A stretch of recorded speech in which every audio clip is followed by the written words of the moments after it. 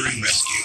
Anyone living, working, or traveling in and around Frederick should bookmark FrederickScanner.com on their PC or go to their Facebook page and download the mobile app today. FrederickScanner.com. Live information window to Frederick County. Gettysburg Auto Auction is experiencing another record sales year and needs additional inventory and buyers for this Thursday night sale. If you are a new or used car dealer and are tired of the expense and hassle of those huge dealer auctions, it may be time to try this little public auction where prices match the big guys and expenses are 50% less. Gettysburg Auto Auction still has the lowest fees of any auction and the highest customer satisfaction record possible. Couple those with our exclusive Big Drive-By program where you get to drive your car before you buy it, and Leftover Friday where you get to drive every vehicle and buy it on the day line. Gettysburg Auto Auction is a totally unique auto auction. Gettysburg Auto Auction is located at the Steinway exit on Route 15, just north of the Maryland line. For a sampling of inventory and policy guidelines, go to GettyAuto.com. Gettysburg Auto Auction, the little auction looking for full and part-time employees. All those past mistakes, they can leave you feeling unworthy. But Sissy Graham Lynch is here to tell you, Jesus can use you no matter what you've done in the past. There's no such thing as a perfect follower of Christ. Even when you fail, God's plan for your life does not change. Jesus uses real people, and our hearts can be changed by his love when we decide to follow Jesus. A transformed heart. Sissy's grandfather, Billy Graham, had something to say about that. Be not conformed to this world, says the Bible. The transformed man loves when others hate. He is just when others are prejudiced. He is understanding when others misunderstand. And he is poised when others are fretting. A transformed heart can be yours through a relationship with Jesus Christ. Learn about that at findpeacewithgod.net. We're the Billy Graham Evangelistic Association.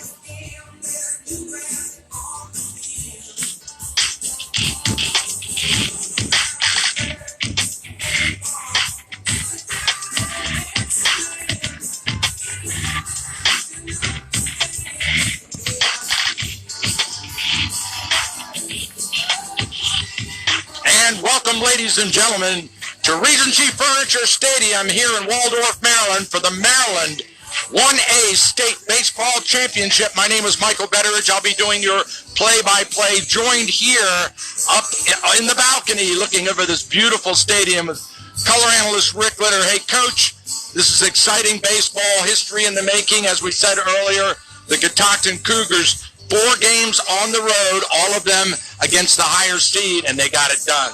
They certainly have pulled off a few upsets, quote upsets, say with my fingers, to get here today. But, you know, Michael, so has St. Michael's. They came in as a lower seed, you know, picked around 10th in 1A in the state. So they knocked off quite a few people and got some impressive pitchers, a team batting average of 370. Catoctin Cougars are going to have to play some really good baseball today to pull off one more upset.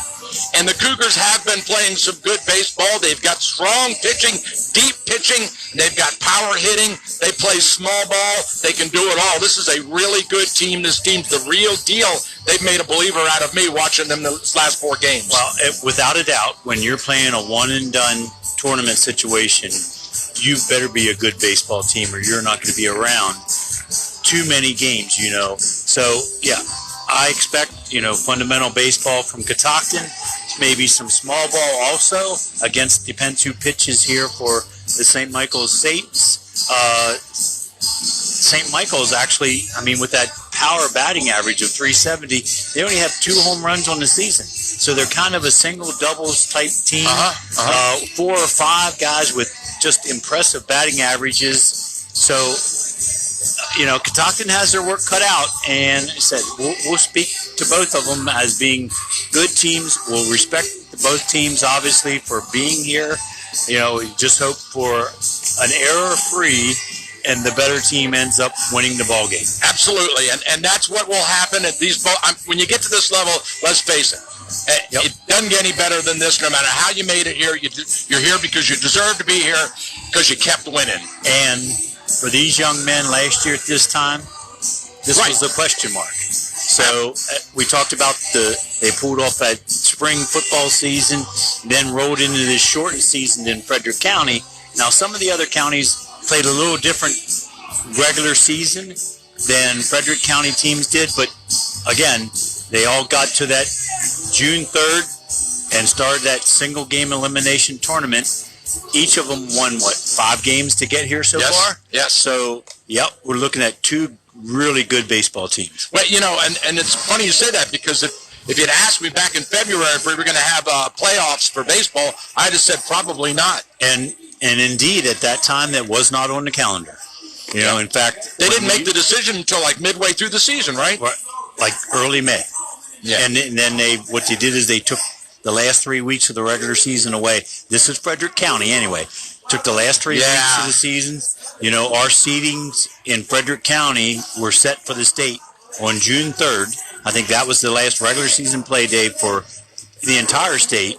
And then, based on that, Catoctin, as you said, had to hit the road because they had a losing season playing the likes of Urbana, Tuscarora, Frederick, Oakdale. And it's funny you say that, because when you think about it, they had the ADs were tearing their hair out because all of a sudden they find out all of June that they've scheduled is gone. They've got to push it all back up into May and get it done as best they can.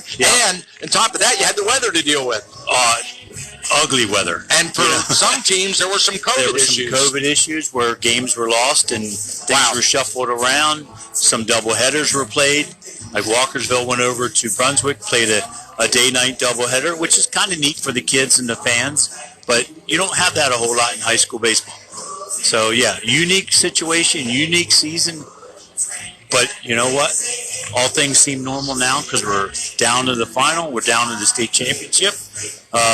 We're not at Aberdeen, which, I'm not exactly sure when they moved this game. Maybe it's a scheduling thing. I don't know. But here, we're at St. Charles Stadium. I'll tell you what. It's nice. It is nice. It reminds me of Keys Stadium, doesn't it? It's not quite as big, but it's an independent minor league stadium. Yeah. And I did not get a chance to check the schedule. I'm wondering if they play the Keys now that the Keys are independent. Keys are in the college league, so I don't think so.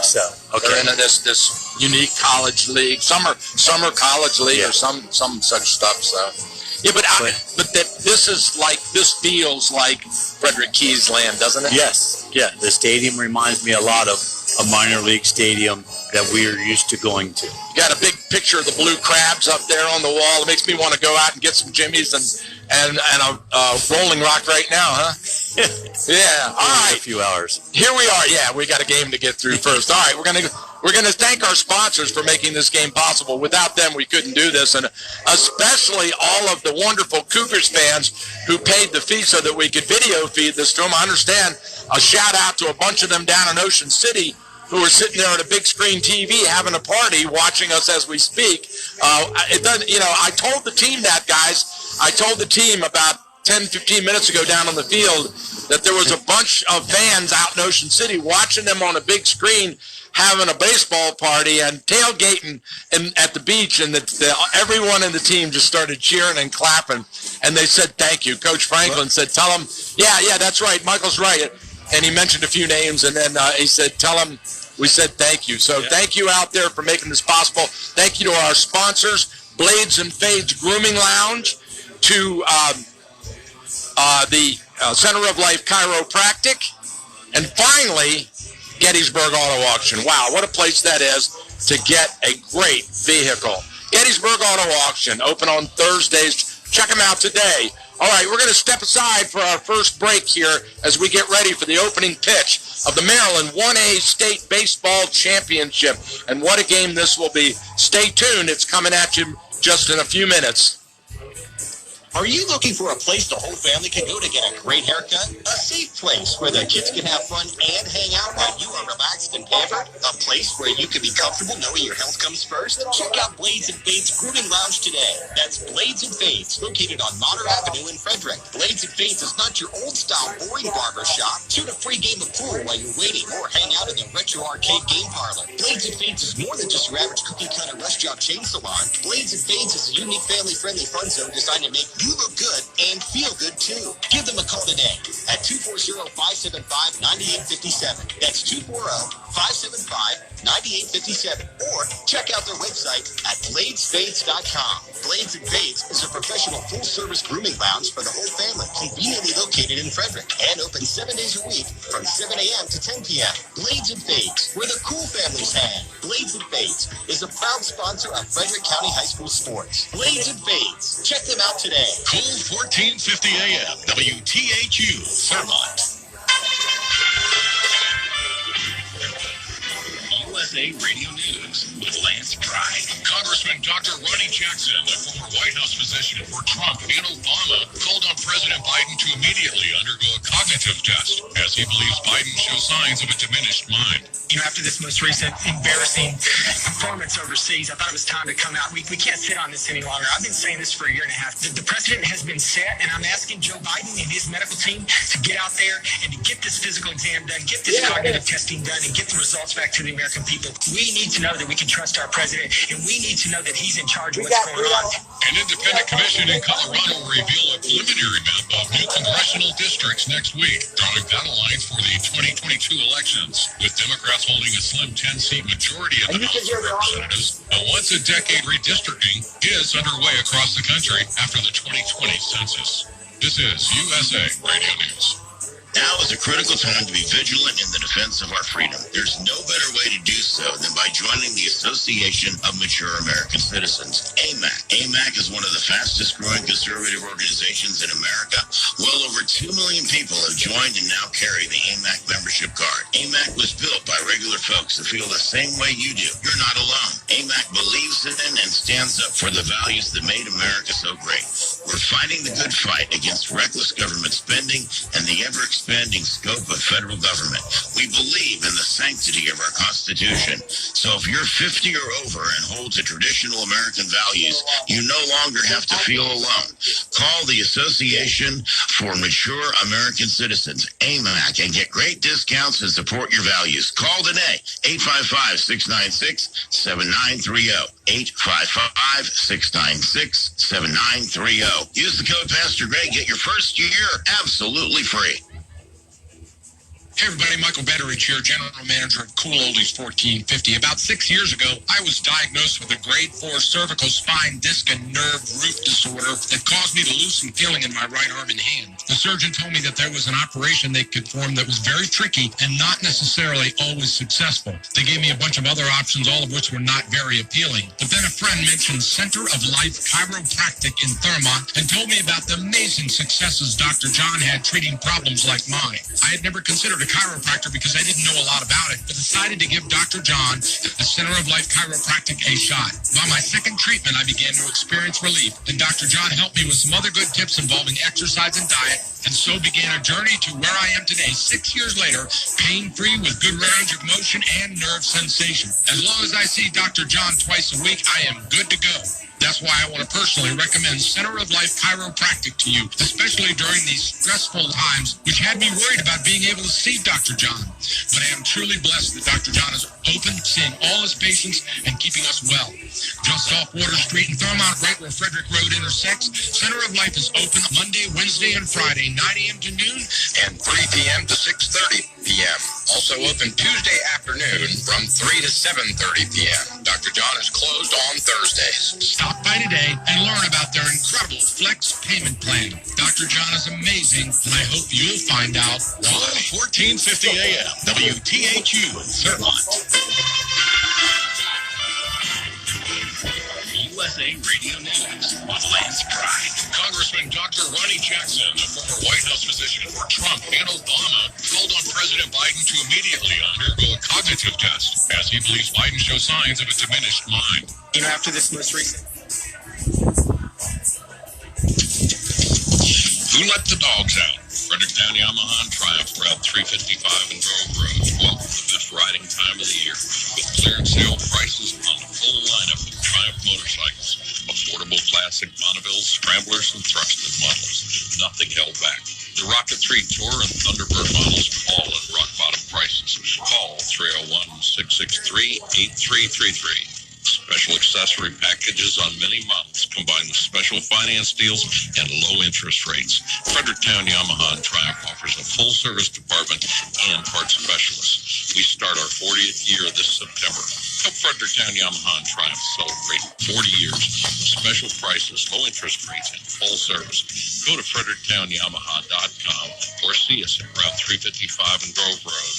Call 301-663-8333. 301-663-8333. Right on. Cool 1450 AM WTHU, where Frederick County High School sports and the greatest hits of all time come to play. Do you like good music? After the game, keep it here 24/7 on the station that rocks the Catoctins with the greatest hits of all time. Cool 1450 AM WTHU and online anytime at WTHU.org.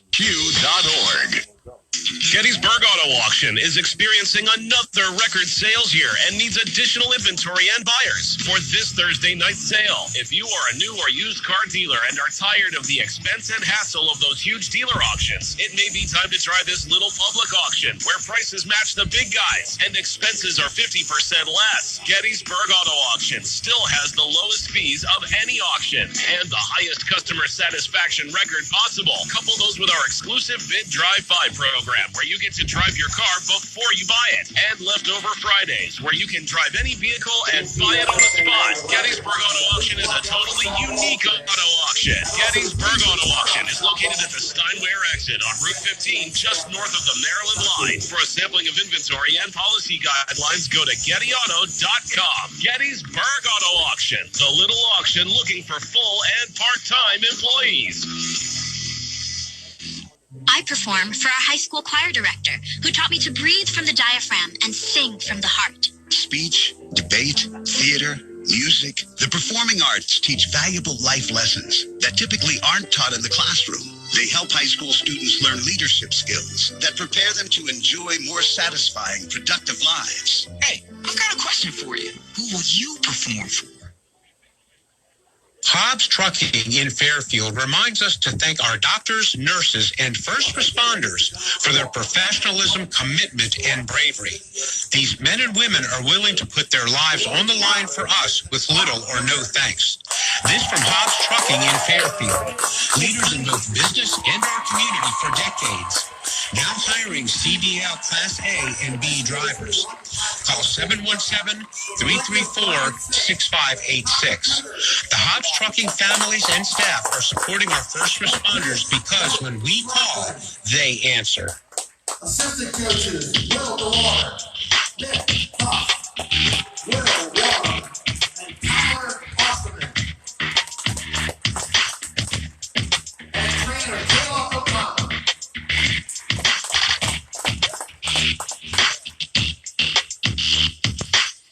All right, welcome back, ladies and gentlemen. The teams are being introduced here. The two coaches have met at home plate to exchange lineups, and the umpires have given them last-minute instructions. Rick, I understand there's some holes in the scoreboard out there, and if the ball goes in one of those holes, what happens? Well, I imagine it would be considered a ground rule double because it's not over the home run fence, it's through the fence. We're kind of used to seeing it go under a fence if it's not a well-made, so there. And to explain a little bit more, it's a manual scoreboard like you see in Fenway Park. Right, the old but style. There's a couple missing numbers and team names and stuff, so there are open holes. So Not a doesn't big happen. field either. 310 down the left field line, I'm looking. Yeah, it drops into power alleys and center field pretty for a fair-sized field, but yeah, right down the line, both right and left really look like short porches. In fact, there is a picnic porch out in left field above a wall which is, 20 feet high? Yeah, it's like the green wall at Fenway, which is more like 45 which is 40, which is Fenway. like half So the this size of that, right? Yeah. Is that where I see the umbrellas up on top? Yep. Yeah. Okay. So. The home team will occupy the third base dugout with a record of 10-4. The St. Michael They're introducing every player and coach on both teams right now. They just completed with the Catoctin Cougars, who will be the visitors today. And now they're introducing coaches and players for the St. Michael Saints, who are the home team on the So let's take a peek at the lineup here as they've been laid down by the two coaches. I understand that McManus is going to be the starting pitcher here today. Yeah, and I did not get to see them play and didn't follow real closely as you did through the regional playoffs, but he's pitched before in the playoffs, so, you know, he's ready, and I guess there's a rotation that Coach Franklin has worked with all season that he'll continue with here right through the championship game. All right, and then we're going to have leadoff order is going to be Eisenagel, Caballero, McManus, and Nicholson. That's our batting order, as the Cougars will be at the plate first here since they are the visiting team. Correct. For the St. Michael's Saints, it's hard. That's kind of redundant, isn't it? St. Michael's Saints. We were laughing about that earlier. Okay, for the Saints, their pitcher is going to be this kid Seek.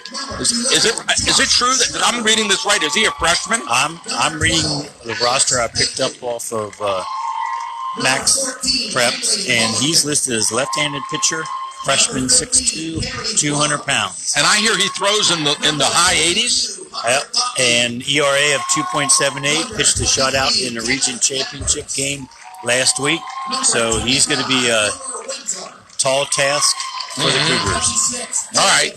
And then their starting lineup is Diot, Sherwood, Baum, and Patchett. Yeah. And they come into the game with a lofty team batting average of 370. They steal bases, they hit in the gaps, a lot of doubles and single type, and then they create things on the base pass. All right, we'll step aside for the Star Spangled Banner now here to open.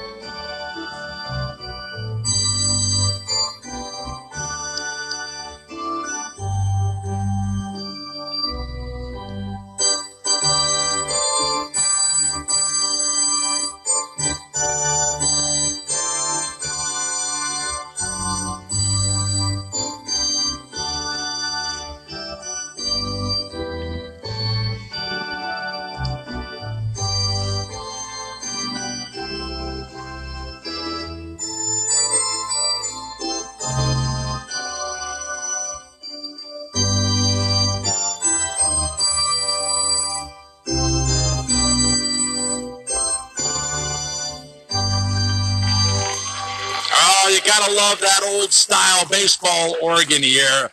That gets your blood pumping for some baseball today. Loving it. Now we just need Harry Carey to yell "play ball" from the press box. Play ball. All right, here we go. Both teams are huddling up in front of their respective dugouts, and we're moments away for the opening pitch of this game. We'll have a little warm-up going on out there. And Rick, how much is nerves going to play as a factor? You think these kids are going to be nervous? I believe there's when you sit and reflect on the game that you're participating in, there's going to be some nerves. But once you get into the groove, the first pitch is pitched, so to speak, the first ground ball, then you just get to remembering why you're there just to play baseball. So it'll be interesting. You know, if I were to bet, the freshmen might be a little more nervous than the rest of them, just because it's the whole first year of everything with this entire team and so on. But, you know, it's like any other athletic contest. Once it gets going, I think we watching the game as parents and fans and friends are more nervous than the participants. Isn't that the truth? Yeah. All right. The Saints have taken the field, and the first pitch was a wild one back to the screen from Zeke as he warms up. Let's get you looking at the defense here for St. Michael's. The catcher is going to be Gostomski. I said that right, I hope. Gostomski. On first base, we've got Murphy. Second base, Baum. Third base, we've got Patchett. And then at shortstop, Sherwood. In the outfield, we've got left fielder Gao, center fielder Diot, and the right fielder Lawrence. And that's their defense right now on the field for the St. Michael Saints. And you can expect that will change throughout this game because it always does. Well, and the coach highlighted in his pregame write-up center fielder Chandler Diet as being strong defensively and really has had a really good tournament at the bat side, on the bat side.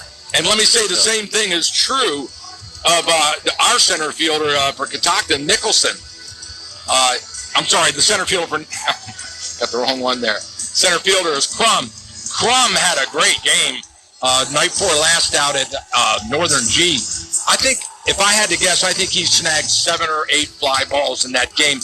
He ran all over the field, and nothing got by him. And that's great, and you need that. And, you know, back in the day when I was learning to coach baseball, I was taught, you know, build your high school team up the middle, strong up the middle, catcher, shortstop, second base, center field, and then build from there out. And, you know, so I'm not surprised that both teams' center fielders would be highlighted coming into today's game.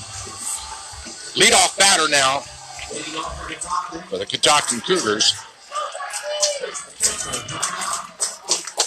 Number 9, Eisenagel, the catcher for the Cougars, batting right-handed, and we're ready to go as he steps into the box.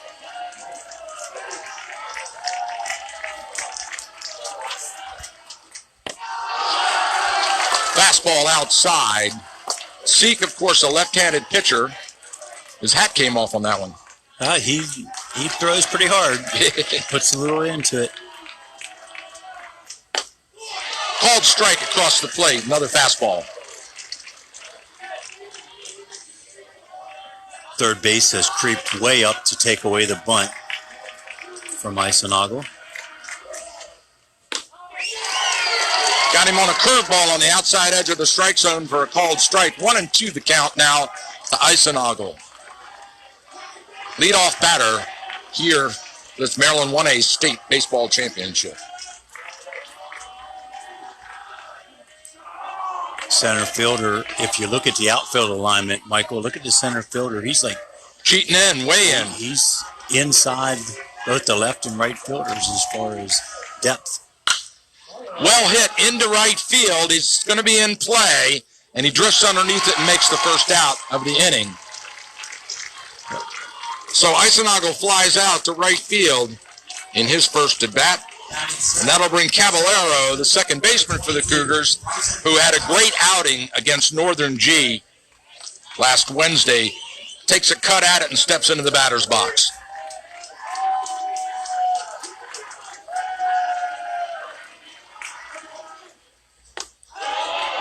You'll notice all the concocted batters, they choke up a little bit, and then they have a little timing mechanism with their bat out over the plate of them, and then they load. That's hit into left field. He drifts back and makes the catch. And they well played by St. Michael's. They backed up about 15 feet in the outfield from their alignment when Dusty was up. So the Cougars getting good depth on both of those hits, but not in the gap. They go right in to the position player, and we've got 2 out with McManus stepping into the box. He chops foul the leadoff pitch. McManus had a home run over the 340 mark at the right center against Northern G. Right 2-run shot. Right center. That's a shot. That's the opposite field for the right-handed batter. Swing and a miss. 0-2 the count now to the pitcher, number 23, McManus.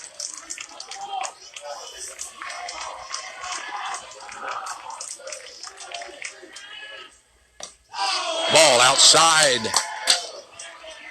1-2 the count. Seek. Taking his time, pitching from the stretch.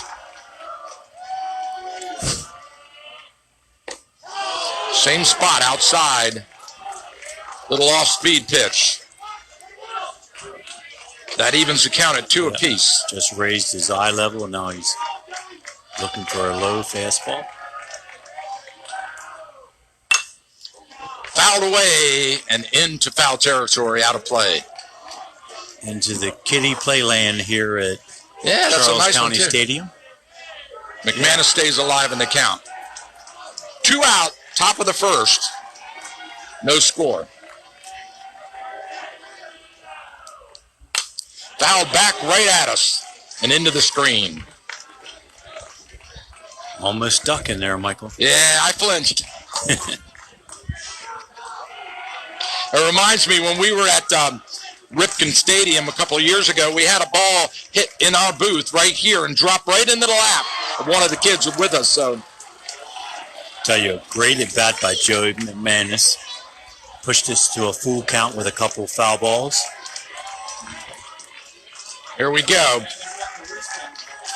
Catoctin done most of their damage in these playoffs with 2 out as McManus steps out. Seek taking a long time to throw. And now we're ready.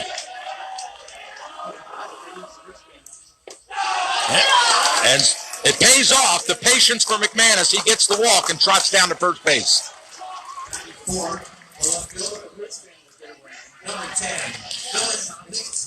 So that'll bring number 10, Nicholson, the left fielder for the Cougars, to the plate.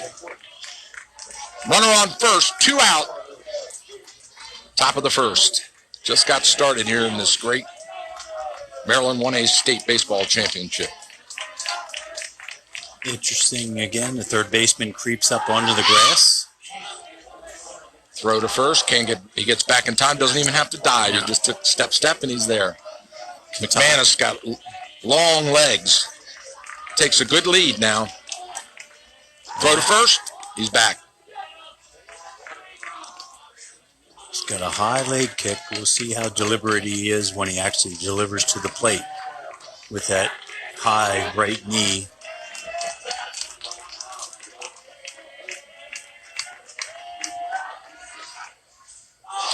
Wild pitch goes over to the backstop, and the runner moves down to second.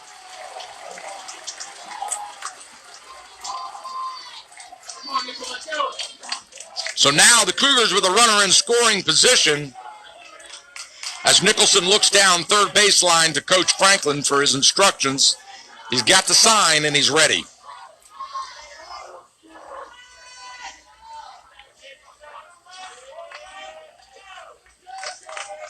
The catcher for the Saints, Kostomski, goes out to talk to Seek for a bit. So they want to get straight on what their strategy is here.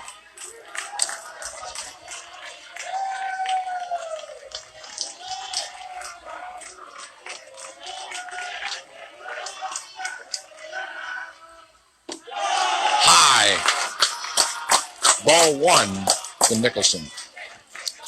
Ball 2. Yep. Catoctin's very disciplined here early in the game, this first inning. Anything above their waist, they're kind of just letting go.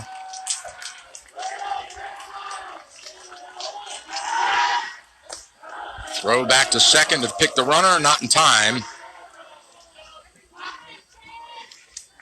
A little timing play there, second baseman and pitcher. But Joey back, plenty of time, second base.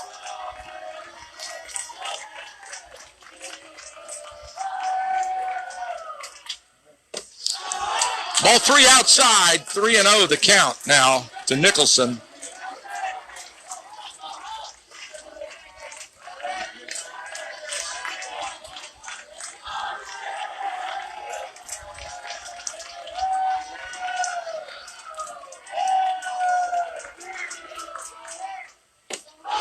Ball 4, at the throw down to second, the runner's back with plenty of time, and we've got a second back-to-back walk here from Seek to Nicholson as he trots down to first. So runners on first and second. That'll bring the third baseman, Szymanski, to the plate. And he runs down third base line to talk to Coach Franklin personally. Franklin gives him a signal, and he steps into the box.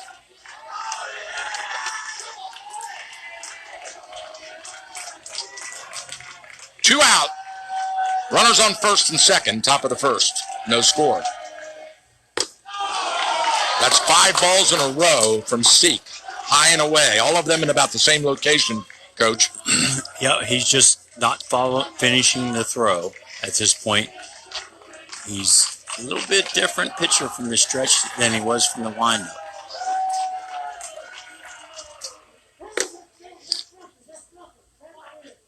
What do you say? I think they called no pitch. Yeah, no pitch. And now Coach is going to come down. Franklin is going to talk to the ump and see why. Yeah, I think he wants the ball. He wants the pitch. Of course he wants the ball. It was a ball. And the reasoning has something to do with the batter, from the body language. Yeah, that would appear. I didn't see a time call. I don't quite understand. Unless the umpire felt the batter was not set and it was a kind of quick pitch. Now both feet are set in the box. Strike, curveball off the outside edge. Nicks the strike zone. That's the first strike in 2 batters.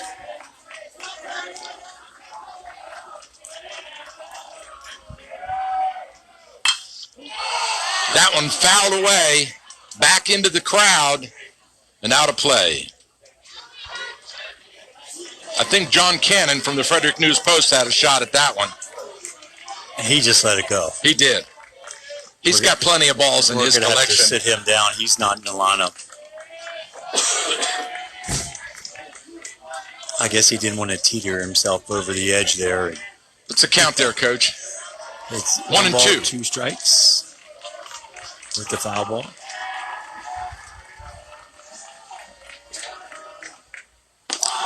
Way high. That one got away from Seek.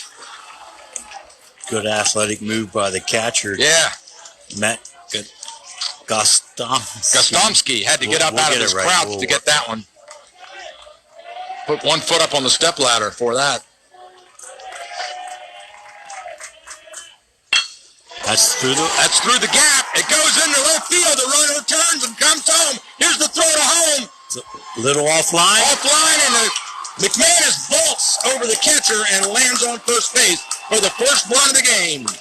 And I told you earlier, the Cougars do well with 2 out. These guys can rally. No, this is a pressure-hitting team. Yep, and actually it was a pitcher's count right there, but Logan bounced that right through the hole on the left side, the 5-6 hole for a base hit. Nice throw by the left fielder, just a little bit offline. Otherwise, that would have been an interesting play at the plate. Yes, it would have. So Dylan Click. The shortstop for the Cougars steps into the batter's box with runners on first and second, 2 out, and the Cougars now have a 1-0 lead.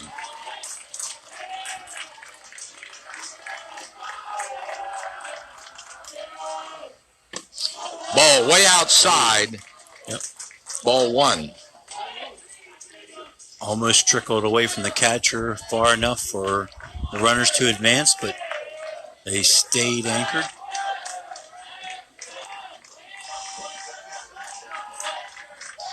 And an interesting fact, the Cougars have been ahead in every single playoff game up until now, starting with Clear Spring way back in the beginning.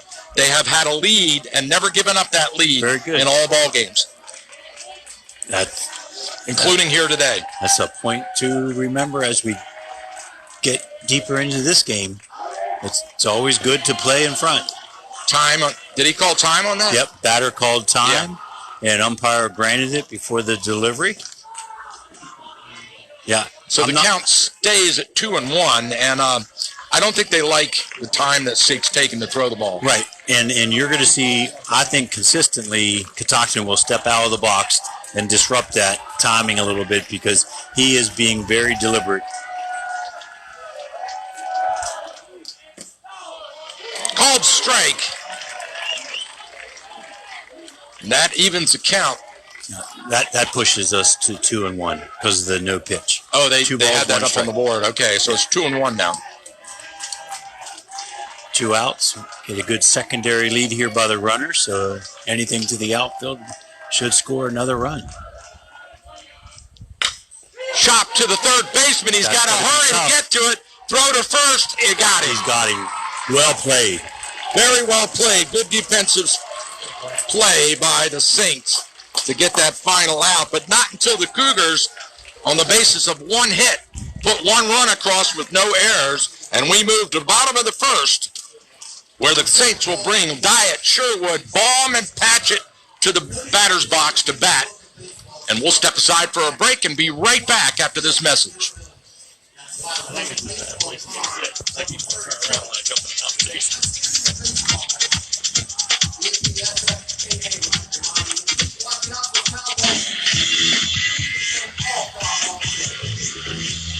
Hi, this is Richard Riley, owner of Fredericktown Yamaha and Triumph, and one of the organizers of the Barbara Fritchie Classic Motorcycle Race. And we are excited to invite you to a special 100-year anniversary running of the oldest dirt track motorcycle race in America.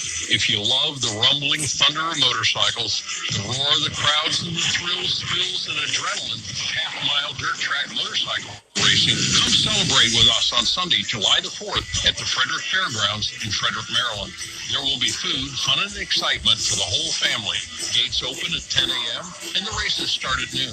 Admission is $20 for adults, $10 for children 7 through 12, and children 6 and under are free with a paid adult. That's the 100th anniversary of the Barbara Fritchie Classic Motorcycle Race, Sunday, July the 4th at the Frederick Fairgrounds. For more information, check out our website, BarbaraFritchieClassic.com. Be a part of history and enjoy the great day of fun in the sun, and we'll see you at the track.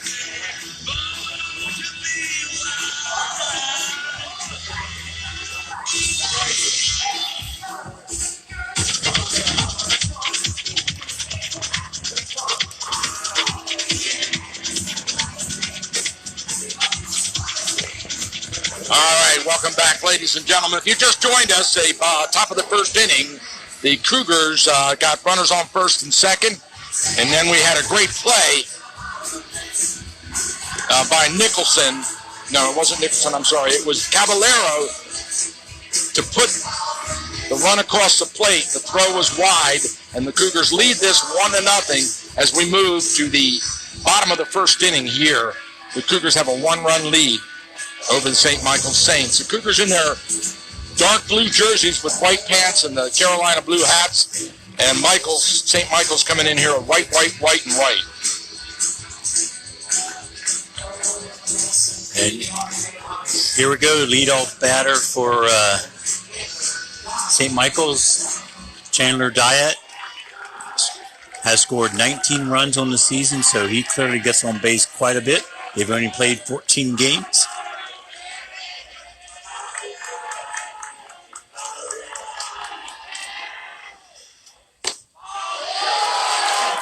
Fastball called strike to Dyatt.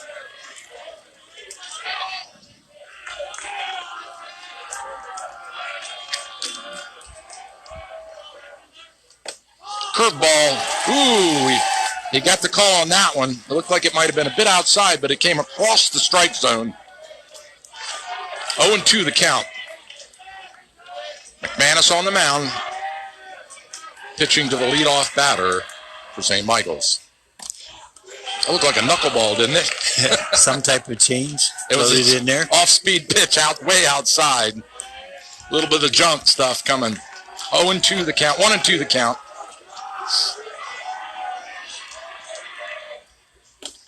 High. Slider up high. Ball 2. Even with 2 strikes, third baseman Logan Samaski's up on the grass for Catoctin. Try to take away the bunt attempt for a hit. Ball 3 outside. The count goes full. So McManus working around the zone, trying to see where Diot weaknesses are, and now he's got to throw to him. And he does. Hit easy grounder to the second baseman, throw to first, and they get Diot on the ground out. Yep, slow roller. Induced. Caballero. Clean pickup. 1 out. And that'll bring Sherwood to the plate, the shortstop for the Saints, batting right-handed. Flag blowing, standing out, billowing at center field. Blowing, looks like the wind's blowing right to left across the field. Again, that curveball nicks the zone for a called strike. Josh comes into today's game batting .395 on the season. Whoa. So an impressive high school That is hitter. impressive. Ball 1 outside. Eisenagel, the catcher, doing a great job through these playoffs for the Cougars. Eisenagel looks over to the dugout for the call, and he's got it. Ooh, strike.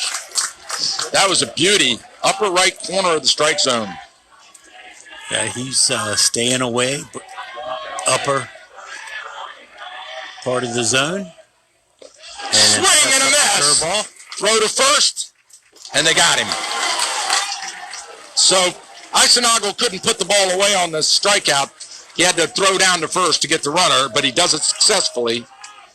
And we go to 2 outs now. That'll bring Baum to the plate, the second baseman, number 28.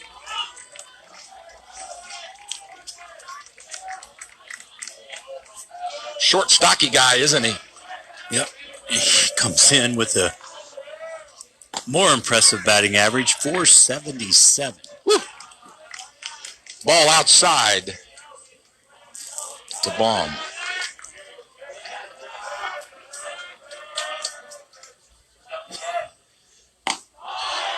Strike. There's that curveball. Same location. McManus. He's hitting it today. And he's working the outside portion of the plate and getting the calls.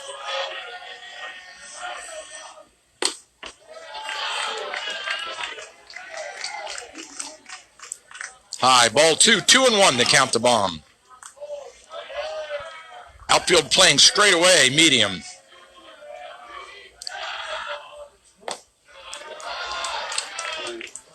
Curveball stayed inside. That pushes the count to 3-1 now.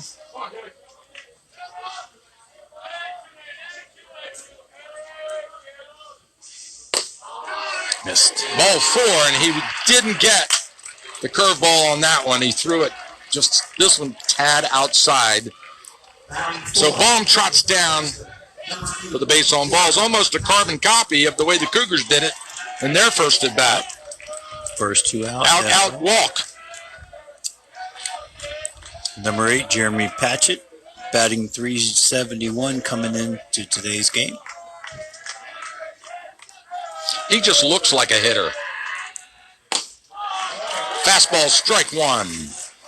Got him looking, and now we've got a timeout as Eisenagel wants to talk to McManus. He sprints out to the mound. McManus takes his hat off and flings that hair back, and he's ready.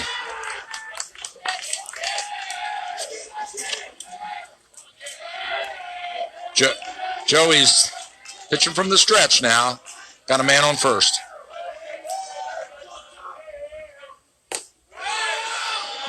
A little high. Ball 1. 2 out. Bottom of the first. Cougars lead it 1-0.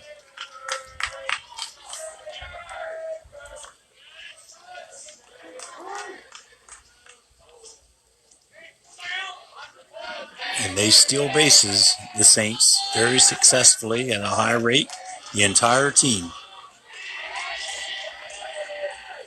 There he goes. Got Throw a down running to second. start. It's a good one, and he slides under it. Yep. Little offline on the throw. Just a little high. So the successful steal moves Baum down into scoring position.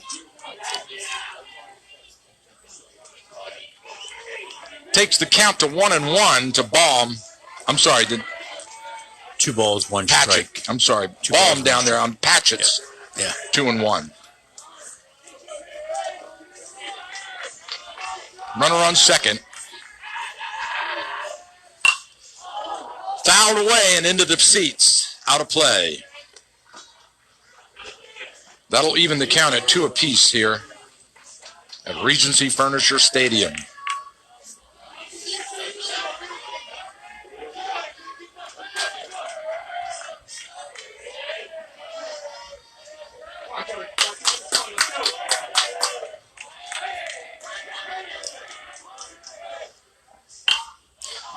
That one fouled away. That's going to be playable. Oh, he makes the catch right at the dugout. Whoa, the first baseman for the Cougars. J.J. Zirkle. Left-handed J.J. reached that right arm over the fence into the dugout area for the third and final out of the first inning. So McManus pitches himself out of a jam there with the runner in scoring position. 1 hit. Excuse me, no hits. No runs and no errors. Bottom of the first inning. We move to the top of the second, where the Cougars will come up, and they will bat Crum, Burke, Costello, and Eisenagel in that order as we step aside for a break. You're listening to Cool Oldies 1450, and this is High School Championship Baseball. We'll be right back.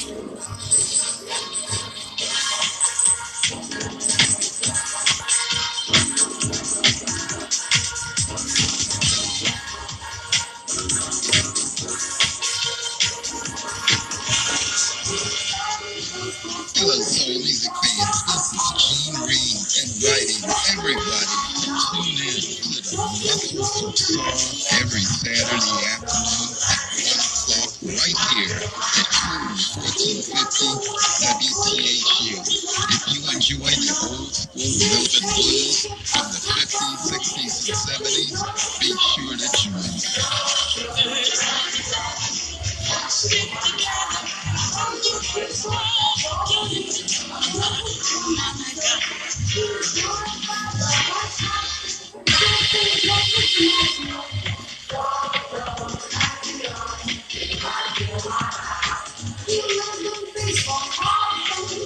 All right, we move to the top of the second inning here with the Cougars and a 1-0 lead. And stepping into the batter's box, the center fielder for the Cougars, number 25, Crum.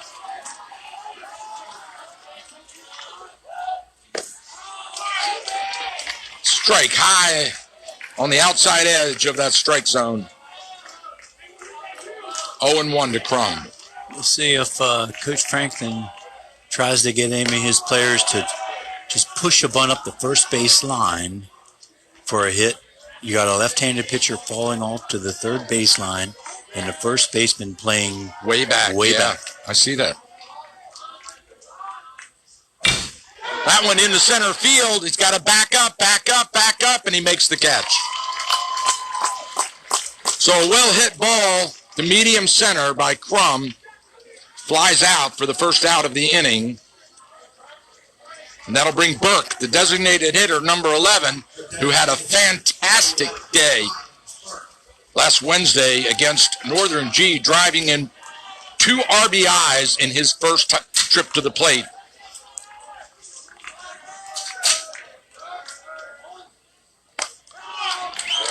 Outside, ball 1.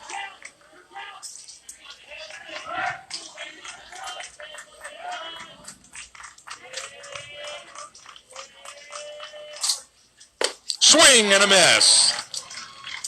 That was a little up high, wasn't it? Yep, he went for the high heat and couldn't catch up with it. 1-1 the count. Swing and a miss. He went up the same pitch. So it looks like Seek knows what Burke likes now.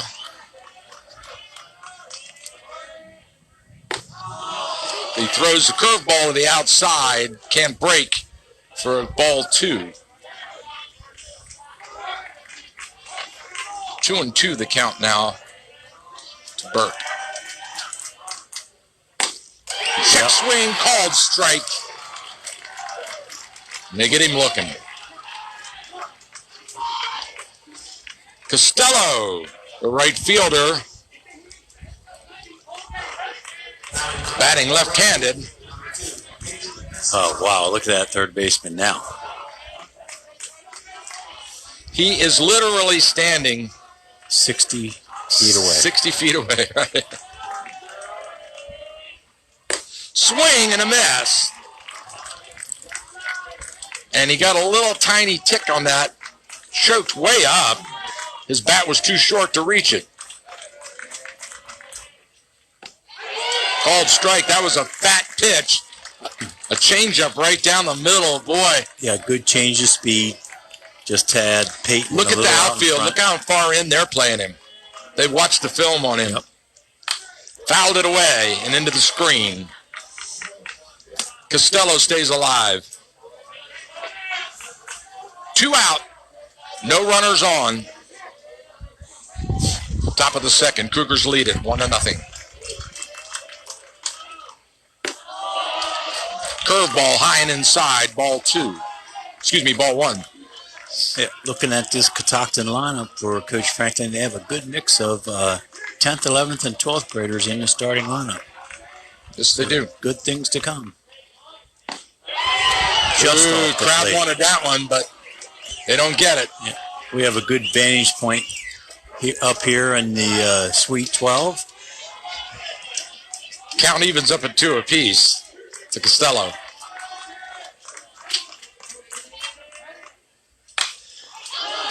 A high fly ball just behind first base. Oh, he has trouble. He lost it in the sun, and it drops in. That's good. It's got to go in the books as a base hit, I believe. I believe it does. So a single for Costello in his first at bat. That'll take us back to the top of the order. Eisenagel flew out to center field in his last bat.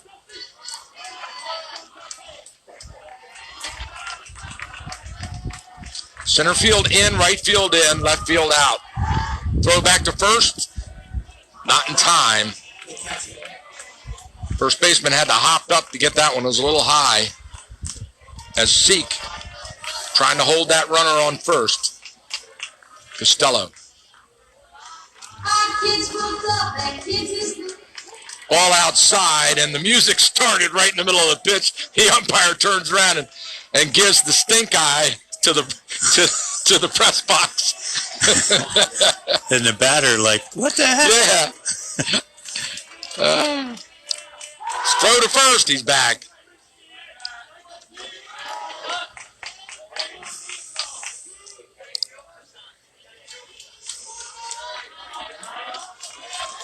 Okay, even with 2 outs, third base is up. Almost anticipating a curveball, beautiful breaking pitch over the plate. Wow. Yeah, he has a good speed differential between that curveball and fastball, and you really got to stay back if you're Catoctin hitters. 0-2 the count.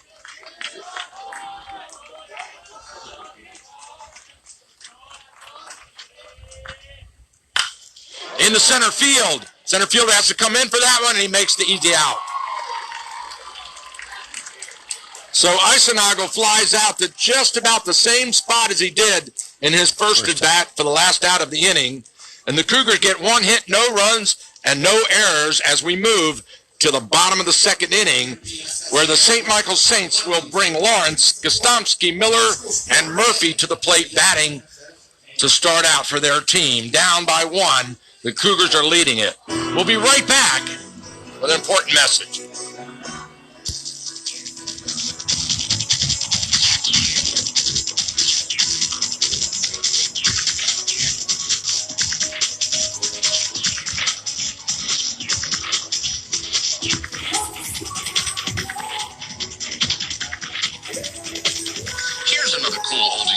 1450 reminder. Saturday, there will be a Father's Day barbecue raffle at Grayson Volunteer Fire Company 18 at noon. The cost for tickets is $20, which will grant admission and 7 chances to win a Pit Boss Pro Series grill smoker, a Weber Spirit 2 grill, a Blackstone Culinary 36-inch 4-burner griddle, and lamb, beef, turkey, or pork packages. To order tickets, call or text 240-405-2068 or 301-639-3156. For more information, go online to GraysonVolFire.org. Continuing on Saturday, it's Bingo Day at the Francis X Elder Post 121 Auditorium in Emmitsburg. Doors open at 7 p.m. To learn about these events and more, go to WTHUradio.com. At Cool Oldies 1450, we care about our community and you.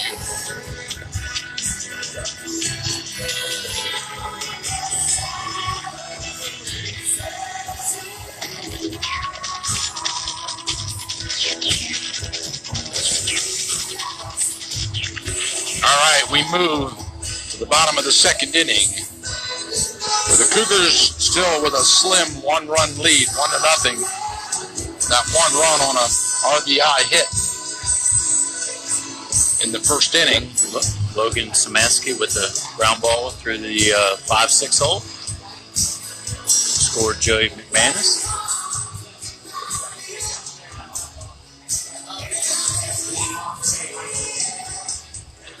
You know, and that last little commercial reminded me that this is what a great present for all the fathers out there who have sons playing in this game.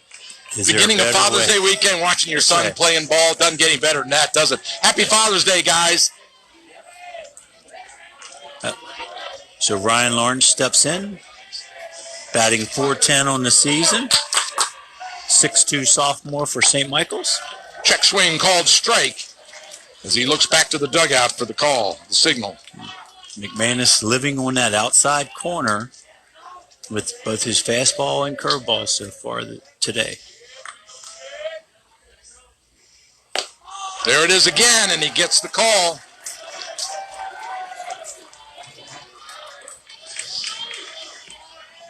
Oh, 0-2 the count to Lawrence, the right fielder for the Saints.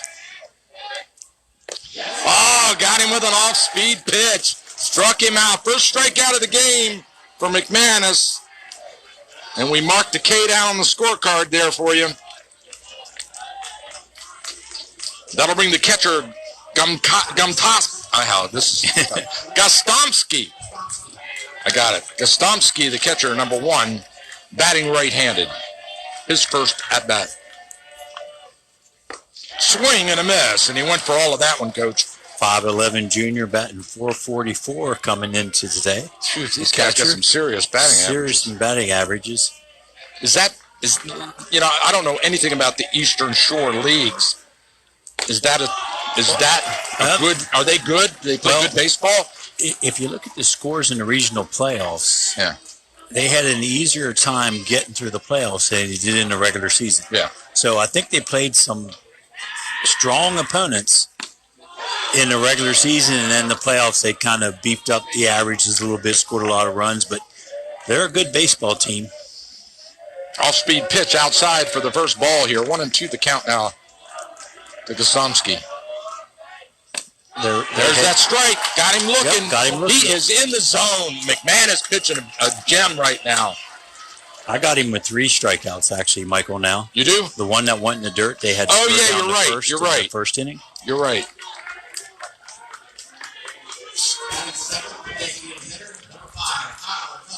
That'll bring the designated hitter, Miller, to the plate. He chops that one foul. What's your thinking on the designated hitter rule in high school baseball? I love it. I wouldn't mind that they did an EH and put a 10th man in the batting order just to have more young men participating. Swing and a miss. He blows one by him. McManus way out in front, 0-2 in the count. 2 out, no runners on.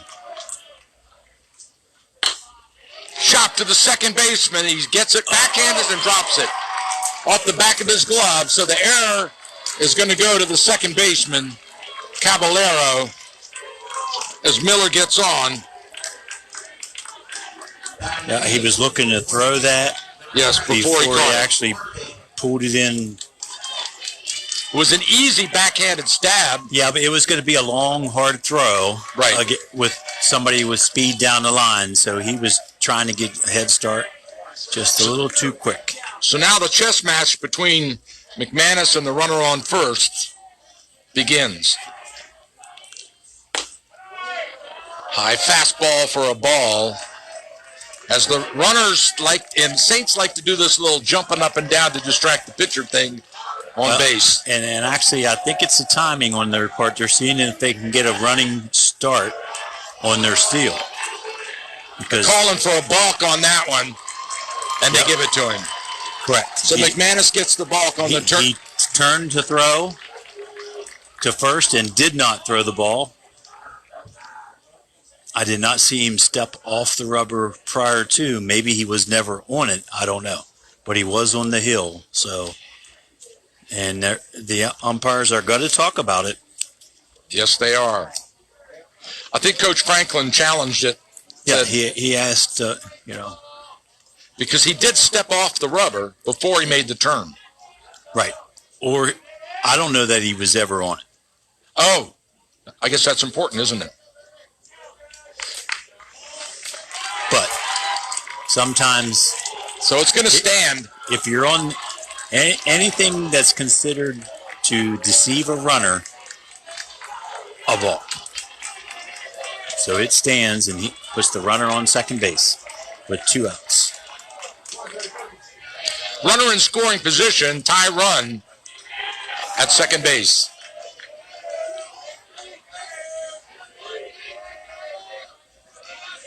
Two and 0 to Murphy. 3-0 the count.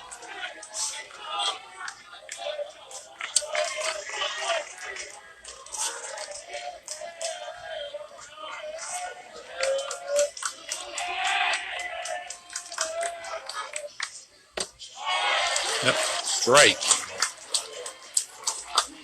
Curveball on the outside edge.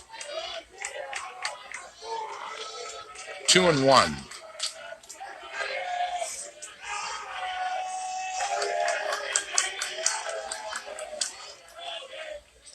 Swing and a miss. He went after that one. I think that was off the strike zone. Yep. I think he went out after that one thinking it was a strike. Got him chasing a little bit. So they got him in his head a little with that. Yeah, now the curveball's starting to give him the yips. 2-2 now. There's the same pitch. That one was in the same location. This time he a little more disciplined, didn't go after it. So the count moves full. So everybody goes on this one.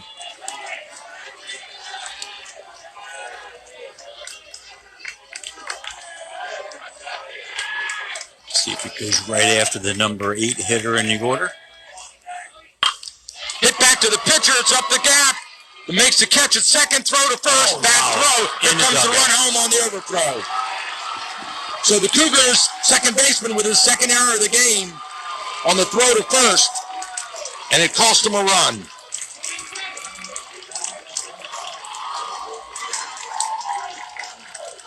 Murphy on the fielder's choice.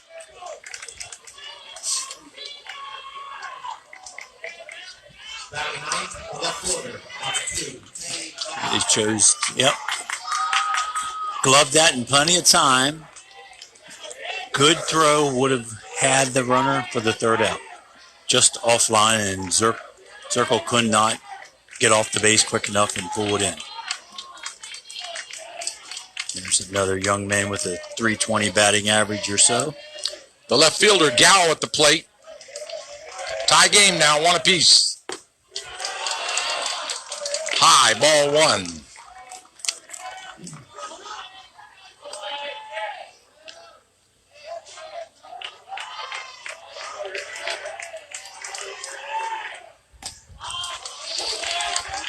There's that sweet curveball on the outside edge for a called strike.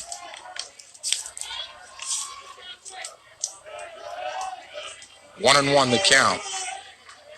Second baseman taking a slight lead. Ball 2 outside.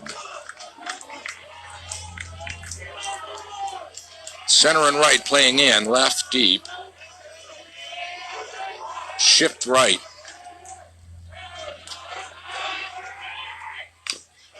Tip foul to the screen. That'll leave him the count up at 2 apiece. Yeah, nicked off the catcher a little bit. Yeah, St. Michael's has 2 home runs on the season, and this gentleman has one of them. You know, at 5'8", 140, he's kind of a slight build, but must have a little bang in that bat. It's all about bat speed. And as you said, left field's playing reasonably deep here. They did their homework on this guy.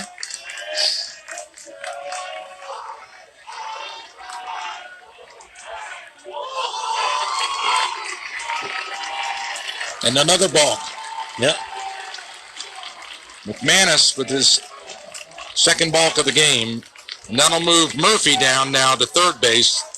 And the go-ahead run standing on third as Eisernagel comes out to talk to McManus.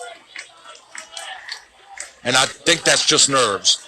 Yeah, I heard somebody yell something when he was winding up. I don't know if that intimidated Joey or what happened there. Okay. Runner on third, 2 out. Count even at 2 apiece. Swing and a miss, and they got out of it. All right. So at the end of 2 complete innings, 1 hit, 1 run, and 2 errors, we move to the top of the third inning, tied at 1 apiece, where the Cougars will bring Caballero, McManus, Nicholson, and Szymanski to the plate to bat here in a tie ball game. We'll be right back. We got some great baseball for you, much more to go here, just getting started at Regency Furniture Stadium.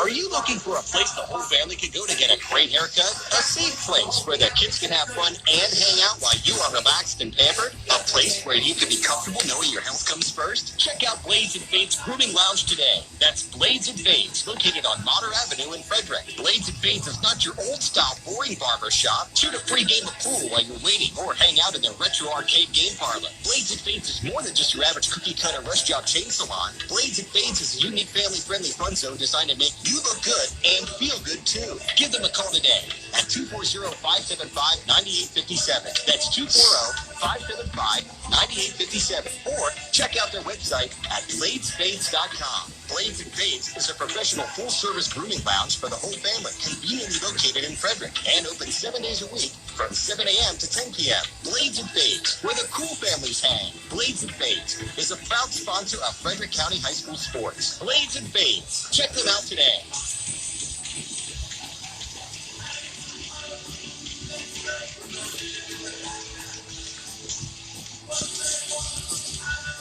All right, we're back as we move to the top of the third inning here with the Catoctin Cougars coming to the plate. Leadoff batter now, the second baseman, Caballero. He flew out to left field in his first at-bat. He takes a high fastball for a ball. Sure Bryson would like to get on base, atone for those errors on the previous half inning.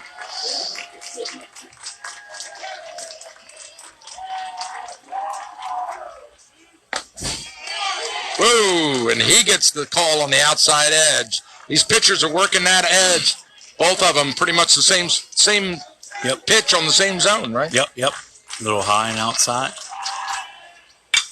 That one is well in the center field. He's got to go back over his shoulder. It's going in for extra bases all the way to the wall. He's rounding second, coming to third. The cutoff doesn't get there in time. And a stand-up double. And that'll knock out those 2 errors, won't it, Coach? Yep. A leadoff stand-up triple for Caballero. here in the top of the third. He caught up to that fastball, drove it over the center fielder, who we had talked about plays a little more shallow than you see other teams, but boy, he ripped that one. That'll bring the pitcher McManus, who walked in his first at bat, to the plate with the go-ahead run on third base. High, ball one.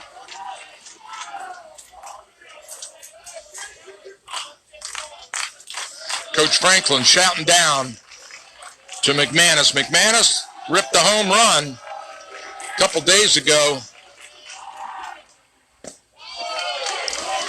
Outside edge, strike one.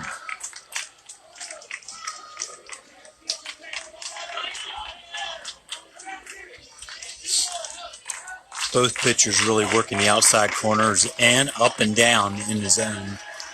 Keep the batters really off Pete. Fouled away. That curveball came across, and McManus protects the plate, but can't get enough of it. That moves the count to one apiece. No out. Runner on third. Top of the third inning. Tie game, one apiece. Outside. Ball two.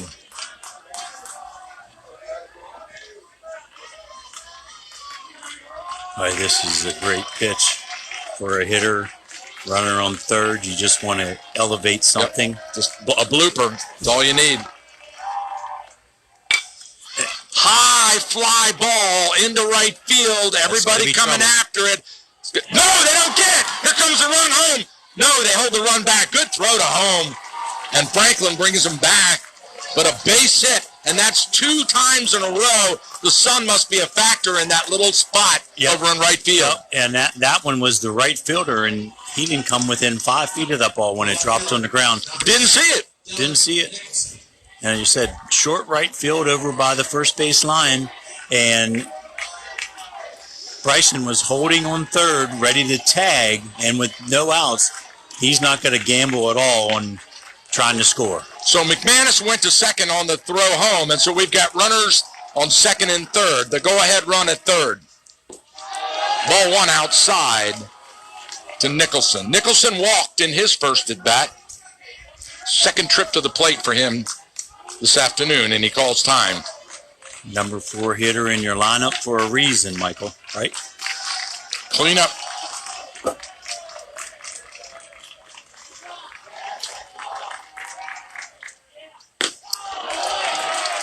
Ball two outside. Seek being very careful. The dangerous situation for the pitcher here. Not going to give him anything free.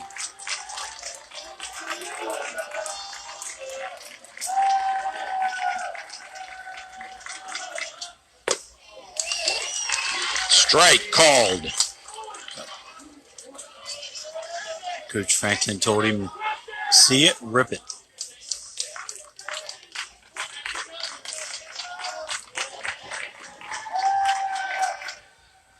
And he did. Well hit in the left field. He's got to get on his saddle, and it's all the way to the right. And it's gone. It's on the porch.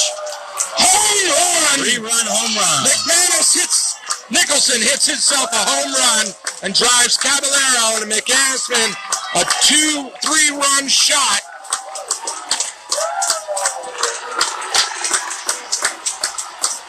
And the crowd erupts. A no out, 2-2, 2-1 the count, and he rips that one deep all the way into the seats. What a response for the Cougars. Come back after giving up that 1 run in the bottom of the second. And Caballero got us started. Yep, good for him. Happy for the young man. So that'll bring Szymanski to the plate.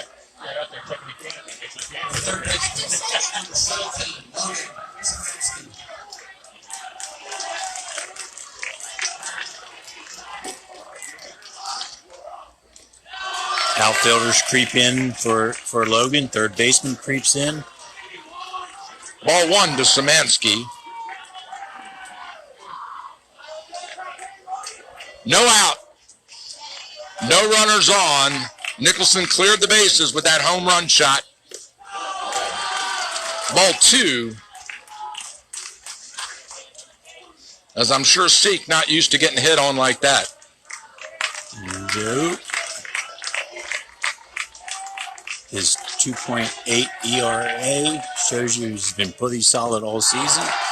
Shut out in the region championship. Ball 3, and Gostomski's got to take a few steps out to the mound to encourage his pitcher, as we're going to be certain that Szymanski will have taken this pitch right here. And his pitch count, I'm not keeping a pitch count, but I'm thinking he's up to about 50 already. Ball 4 outside, and that's 4 balls in a row after giving up a home run, and I think he's a little shaken. Yep. And here comes the head coach to have a little conversation. So timeout on the field here, and we'll step aside as they have a little huddle up there on the mound. We'll be right back.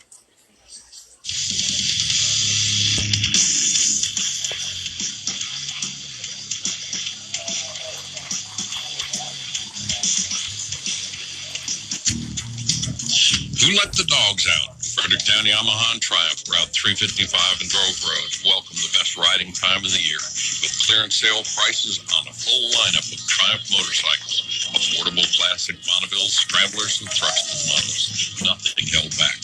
The Rocket 3 Tour and Thunderbird models, all at rock bottom prices. Call 301-663-8333. Special accessory packages on many models combined with special finance deals and low interest rates. Fredericktown Yamaha and Triumph offers a full service department and parts specialists. We start our 40th year this September. Help Fredericktown Yamaha and Triumph celebrate 40 years. All right, we're back as the timeout has been called, and we're back in action here. A beautiful bunt. Ooh, Trickles foul down the first base line. That looked good at first, didn't it? It was actually dead in the batter's box. It Was came it? down off of his foot. Okay. Umpire quickly called foul ball. No changes on that visit from the head coach. Just trying to settle his young pitcher down. You think you'll see somebody in the fourth? You know, when you play 3 games a week with the high school pitching restrictions, you're not always so quick to pull pitchers because of a pitch count thing. Throw to first, not in time. As the third baseman's close enough to read the lettering on his helmet. Yep. They're squaring around the bunt. And as soon as they square, third baseman charges in. Dylan clicks. He's going to push this up the first base line anyway. Down the first baseline, there's the pickup. Turn, throw to first, and they get the sacrifice bunt. Moves the runner to second, just like you draw it up. Yep. Perfectly executed by Dylan. The center fielder, number 25, Connor Crow.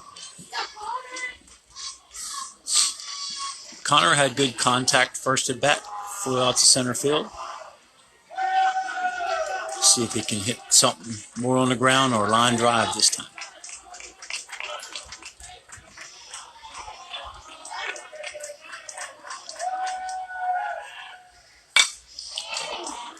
Fouled away, out of play.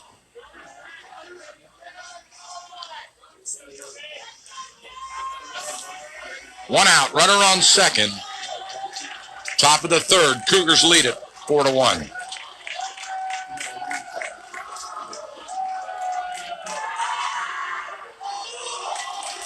And a ball.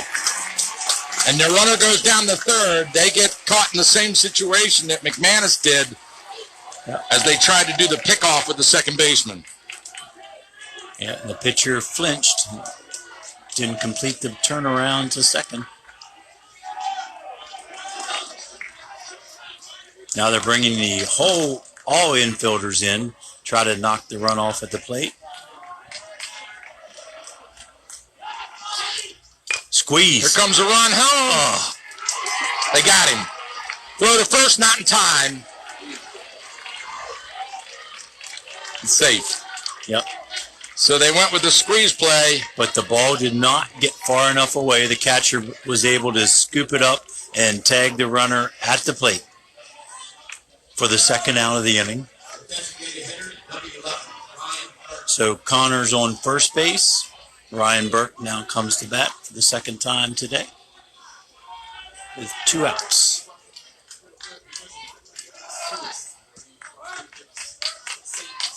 Burke struck out in his last at bat.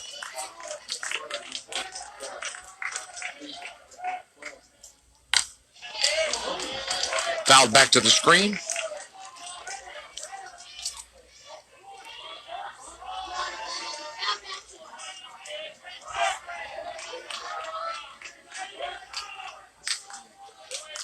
Let's see if Coach Franklin draws up a steal here with 2 outs and a runner on first base.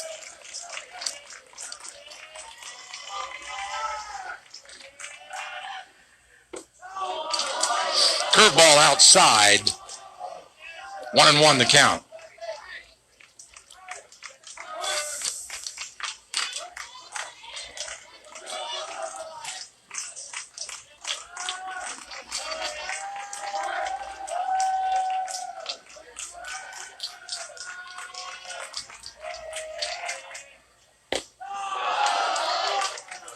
Low. Yeah, Yep, ball 2. Yep.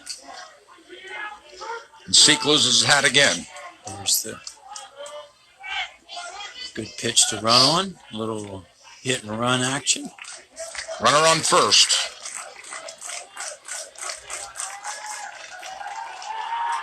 Crum gets back. Crum got on the fielder's choice on the squeeze play bunt. They threw Szymanski out at the plate. 2-1 the count. Ball 3 now. Burke working deep into the pitch count.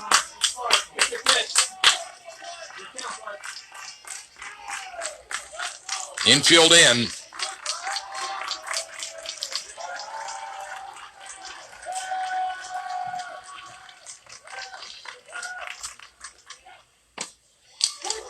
Strike. Yeah. Full count. He was waggling that bat out there, showing bunt all the way. Yeah, I think he was just taking all the way. I think he was too. That's what I was going to say. Yep.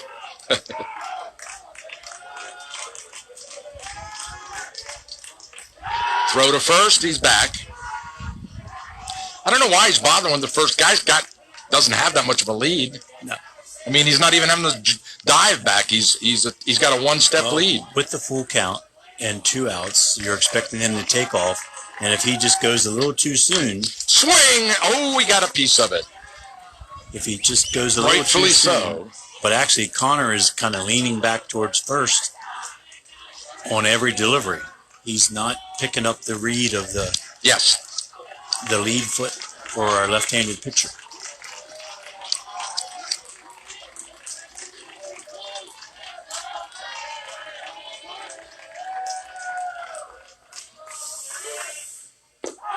Ball 4 outside, and a patient Burke draws the ball. Yep, took that 3-1 fastball for a strike and then coaxed him into a walk on the next pitch. So Peyton Costello up to bat, number 9 in the order for Catoctin. This kind of puts the third baseman in a little dilemma.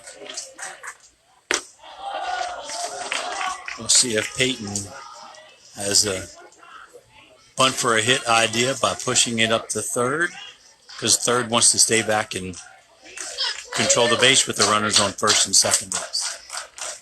Ball 1 to Costello. He's singled to right field in his first at bat. Takes an inside ball 2. 2 out. Runners on first and second. Top of the third, Cougars lead at 4-1.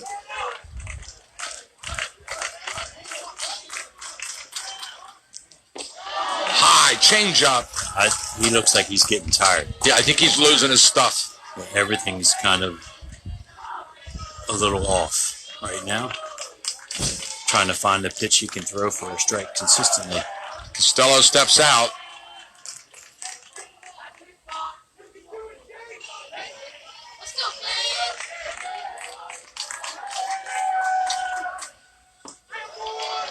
Strike. Costello takes the pitch and right across the plate.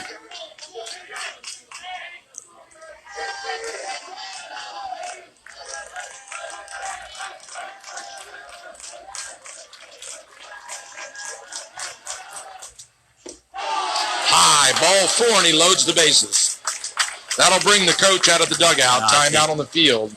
Yeah, I think we'll see a change here. That's got to be the change. Yeah. Yep, here comes your change. It's like number... I'm not sure if... Number 9. I didn't even see anybody getting loose anywhere, but if he's or if he's coming to a field and somebody from the field's going to take over on the mound. Understood. Yep. So they hand the ball to number 11. Sherwood, who was the shortstop. He'll be pitching now in relief. And then number 9 off the bench. Looks like he's going to second base. We'll see once they get aligned. All 3 base runners and the batter huddled up down on third base with Coach.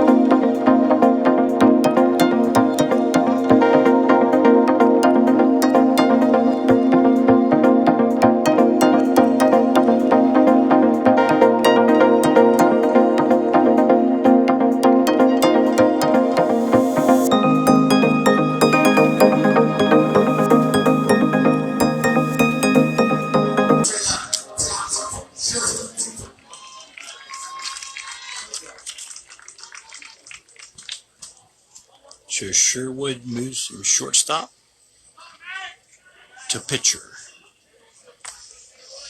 All right. So we've got Costello on first, Burke on second, and Crum on third. Bases loaded. 2 outs, and Eisenagel batting at the top of the order, 0 for 2 on the day. Both of those deep shots into right field, but easily played by the center fielder. Right center. Bases loaded, 2 outs. So you don't think Coach Franklin will do anything other than let Justy swing away. Swing away, yeah. Break this thing open with it. Base hit. Hit into the gap. That's what you're looking for. If you're the Saints, you're hoping your reliever can come in and get them out of this jam. Cougars lead at 4-1. 3-run shot home run by Nicholson earlier in this inning. A little low on that first delivery. Watch for one in the dirt.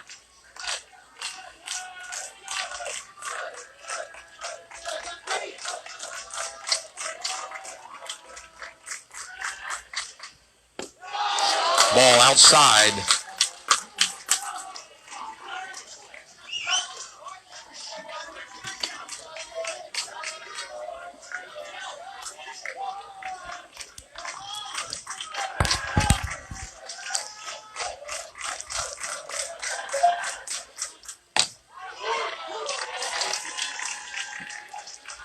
Ball 3. Actually, I thought he called a strike. They call a strike. I'm looking at the scoreboard. Yeah, I think they Scoreboard hasn't 2 balls, caught up 1 yet. strike. 2-1 is the count now. Now it's ball 3. Off-speed pitch there in the dirt. You don't want to walk a run in here.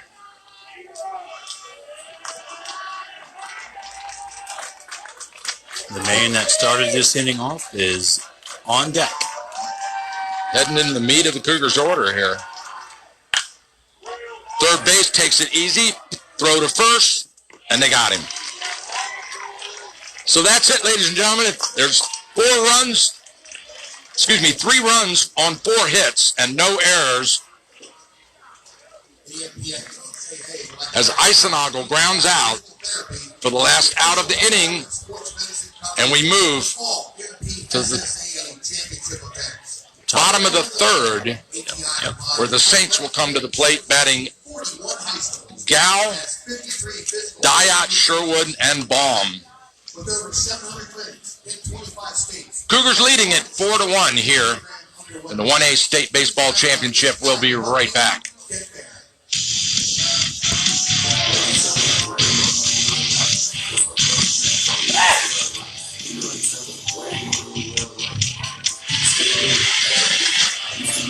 Everybody knows that high school sports generate suspense, excitement, and drama. They also generate higher grade point averages, stronger work habits, and greater self-esteem. Everybody knows that high school sports give us more value for our entertainment dollars. They also give us leaders committed to strengthening communities right here. The true value of playing sports in school can't be measured in wins and losses or dollars and cents. Studies show that participation in sports, along with other extracurricular activities, is one of the best ways to teach leadership, cooperation, accountability, and other invaluable life skills. Don't just stand on the sidelines. Encourage the young people you know to get in the game. When you do, you'll be helping them get ahead in life. High school sports, a winning part of a completed education.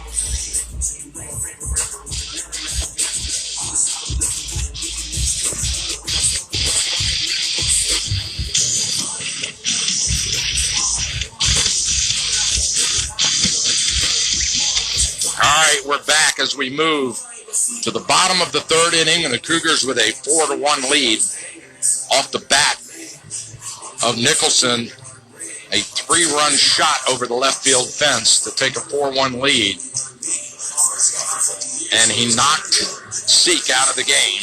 The pitcher pulled and replaced by Sherwood there in the third inning. But the Cougars doing some damage. Almost batted around in the order.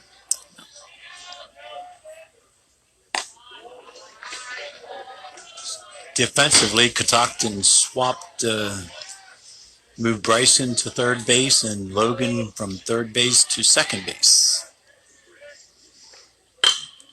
Hit up the gap. That's a base hit in the center field. And the leadoff batter, number 4, gets a base hit.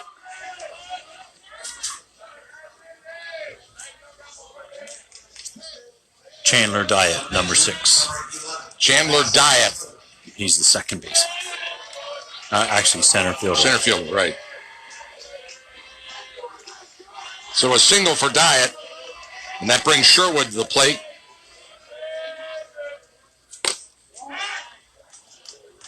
Takes a ball outside as Eisenagel threatens to throw to first. And now McManus and his third baseman having a little conference over here. Corbiello moved from second to third base, so they're talking about situation. Got something going on out in the outfield there. There's timeout on the field there. Pitcher lost the ball. Warming in the pen for Catoctin.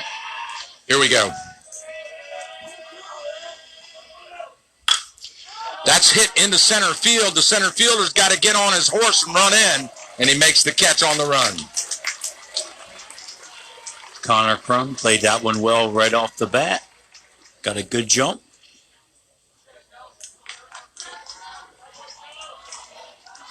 That'll bring Baum to the plate. He walked in his last at bat. Second trip to the plate here in this game. with one out and a runner on first. He steps in. Swing and a miss. McManus pitching well in this game.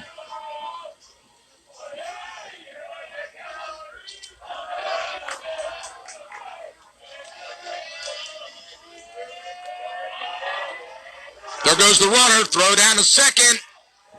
And they don't get him. It trickles in the outfield, but they're backed up nicely by the center fielder. Shortstop didn't get over. Why? Actually, should have been second base covering with a right-handed batter unless they switch the responsibilities. They're going to talk about it now as they all huddle up at the mound. Eisenaga wants to make sure that doesn't happen again because, of course, now you've got a runner who showed that he can steal a base. Well, they steal quite a bit. That was, again, that jumping, running start from first base. You know, we just need to pay a little more attention to them and change the timing of the delivery once in a while with runners on first. 0-1 the count to Baum. We've got Diet on second on the steal. Timeout. And the ball came in from the bullpen out to the field again.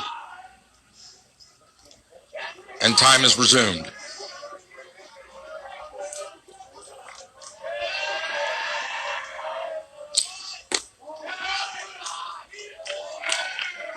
Baum showing bunt. The outfield collapses in.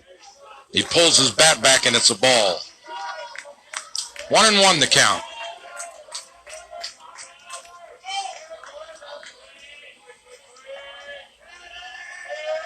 First base cheating in now.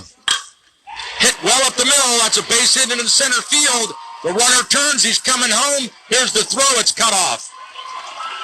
So a base hit RBI by Baum drives one in. Two solid hits right up the middle for the Saints to hear this inning. The third baseman, number 8, Jeremy. Second time through the rotation. And these gentlemen are seeing the ball a little bit better, maybe. The Saints cut the lead to 4-2 now. Cougars on top as Patchett steps in.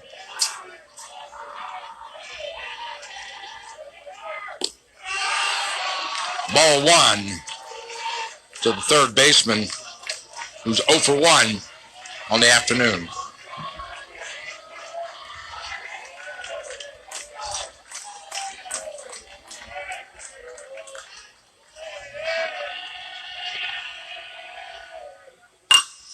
Hit to the shortstop. They could get a double up on this one. Throw to first. They got him. Oh, he's not. Oh, got him. He's saying he held. Zirkle fell in the dirt, rolled over, and tagged his foot on the bag at the last split second to get the out. And the Cougars double him up to get out of that one, but not until on 2 hits, 1 run scores and no errors as we move to the top of the 4th inning where the Cougars will come back to the plate. And in this order, the Cougars will be showing, as they battered around, Caballero, McManus, Nicholson, and Szymanski. We'll be right back.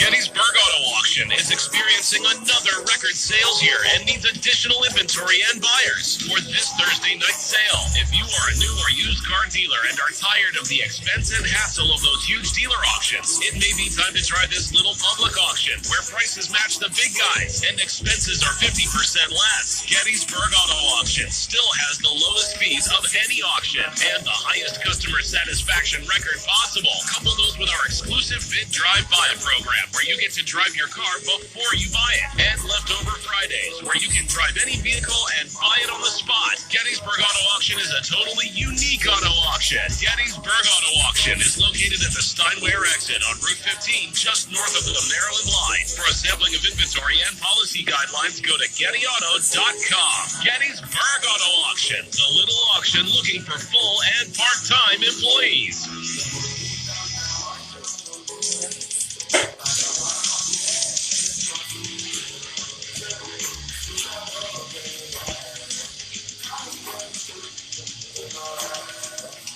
All right, the Cougars have a lead 4-2 here as we move into the top of the fourth inning.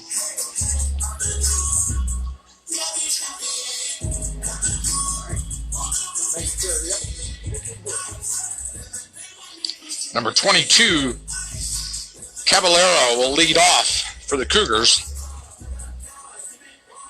He had a base hit in his last at-bat, driven in by that absolutely superb homer by Nicholson over the left field fence and into the seats. Base hit. That was a triple to center field that kind of sparked that entire half inning.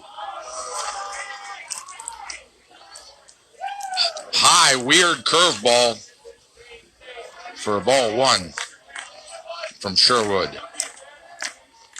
Right-handed pitcher throws a fastball by Caballero. 1-1 the count.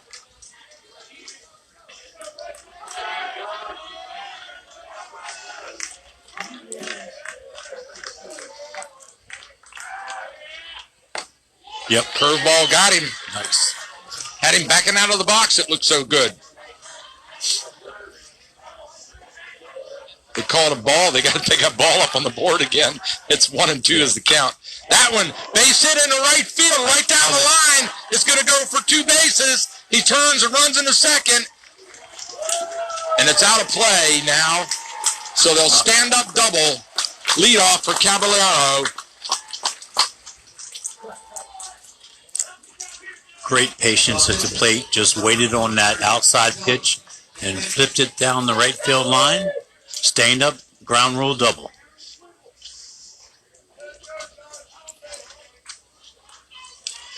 McManus steps into the plate. He singled in his last at bat.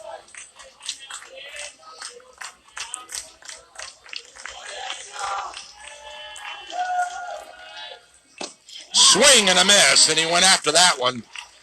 But Sherwood blew it by him. Coach Franklin telling him, ease up, ease up. Don't let the bat do the work. Don't try to kill it.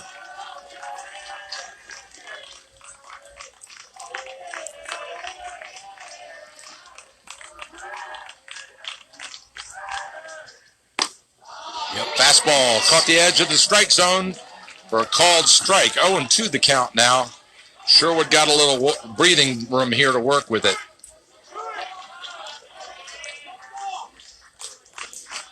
No outs, runner on second. Top of the fourth.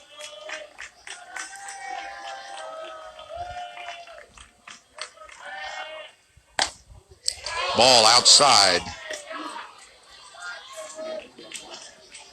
1-2. Infield playing in. Left fielder out. Just a little bit further out than his partners there. Curveball hit to the shortstop. He picks it up. The throw to first, and they get him. So McManus grounds out to short. Holds at second. The left fielder, number 10, Dylan Nicholson.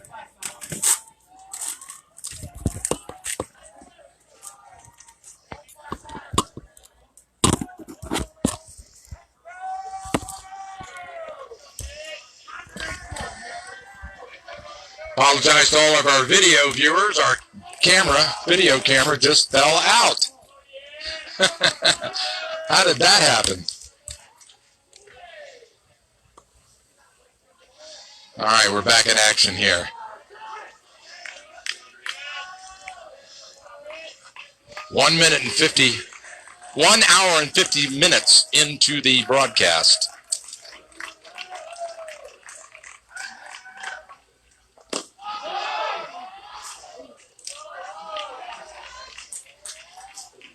Ball a little in the dirt.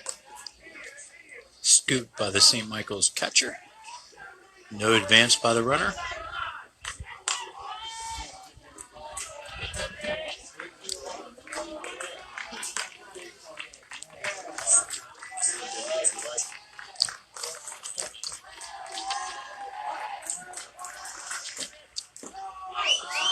Well, that was close. If you just joined us, the score is 4-2. Cougars lead it. 3-0 the count now to Nicholson. He takes his base. So Nicholson patiently draws the walk. And they didn't want to throw anything good to him after he tore up Seek with the 3-run shot in his last at bat. So they're just perfectly satisfied to walk him down to first. Give a shout out to Garrett Mayhew online watching the video. Nick Newman. Hello to you as well. Thank you for tuning into our live video feed. So they're bringing the corners up. Anticipating a bunt from Logan. 239 viewers online watching this broadcast. That's great.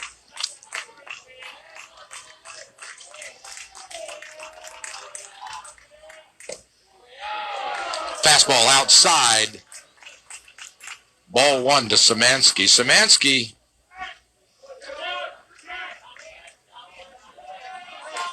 two for two on the day.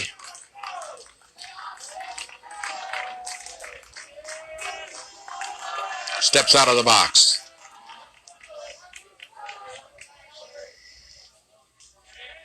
Runner on second, one out.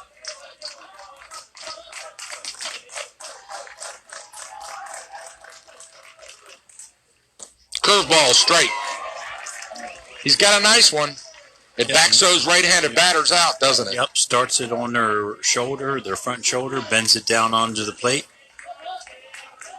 Get one of those out across the plate, though, and see what happens with these hitters. 2-1 the count now. Oh, Szymanski went after a bad one that time, and that evens the count at 2 apiece. That ball was way outside. He jumped on it, didn't he? Yep, a little breaking ball broke out off the plate, out of the zone, but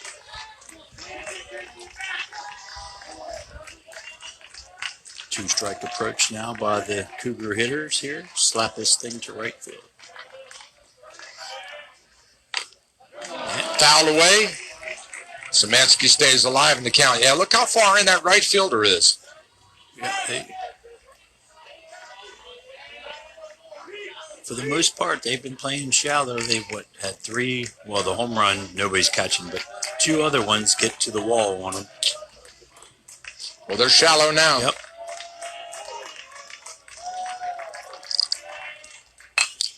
Foul back to the screen. Keep it alive. Say, we were snagging that one. We were all jumping away. That one came right at us. Thank goodness for that big, huge screen that's up behind home plate. Protect us old men in the suite. Whose reactions are not quite what they used to be.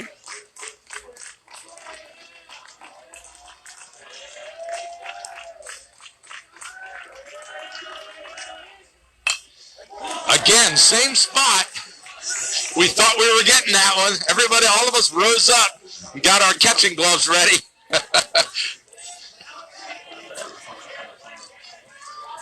Say they just has to foul that a little bit higher, and it's up over this protective screen, bouncing right in our suite.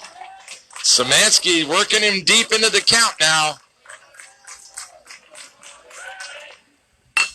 Chop to shortstop. He gloves it, throw to first. In the dirt? In the dirt, it doesn't go. Here comes a run home.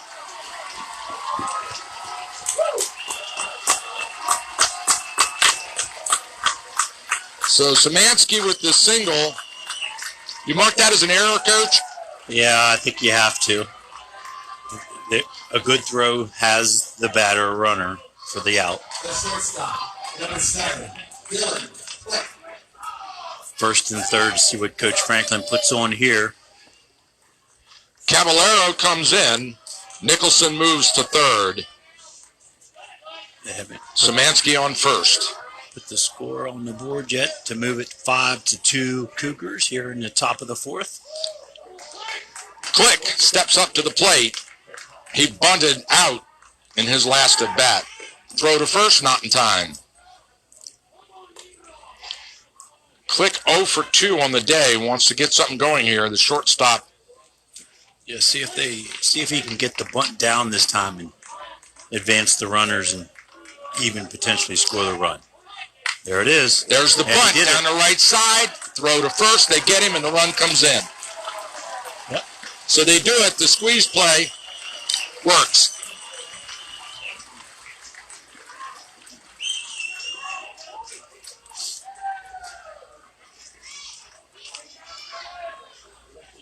Moves the score to 6-2 Cougars here in the top of the fourth with 2 outs.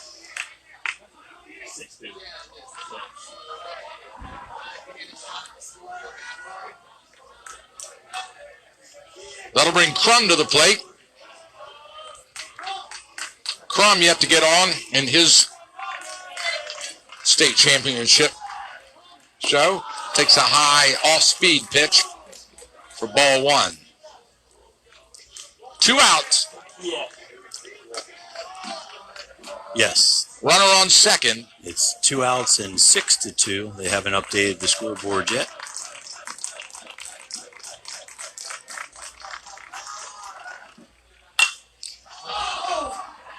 High foul ball into the dugout. Careful. Yeah. Just out. Can't make the play, and one of the Cougars tries to catch it with his bare hand, and didn't look like it felt good. It was Zirkle. Zirkle tried to catch it with his bare hand in the dugout, and then he winced. I bet you won't try that again. Not the right idea. Trying to be a hero.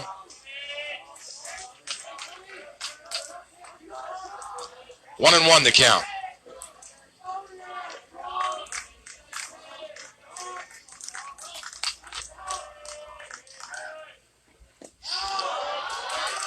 Curveball outside. Crowd wanted that one. Good patience by Connor.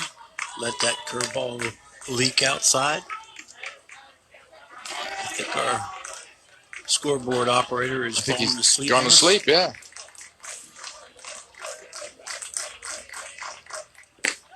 Fastball.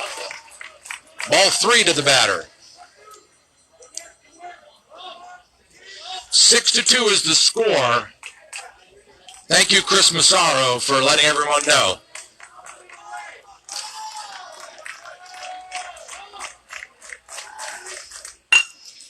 Shortstop, backhands it, drops Off it, his foot. Can't keep it up. Here comes the runner home, and another one scores. So Crum gets on.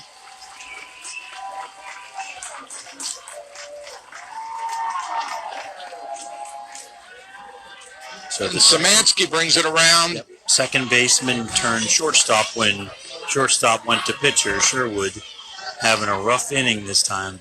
Feel bad for the young man. Was that an error? Hard to tell, huh? I think you got to give it an error again, because if he definitely got his glove on it and would have had plenty of time to throw out the runner.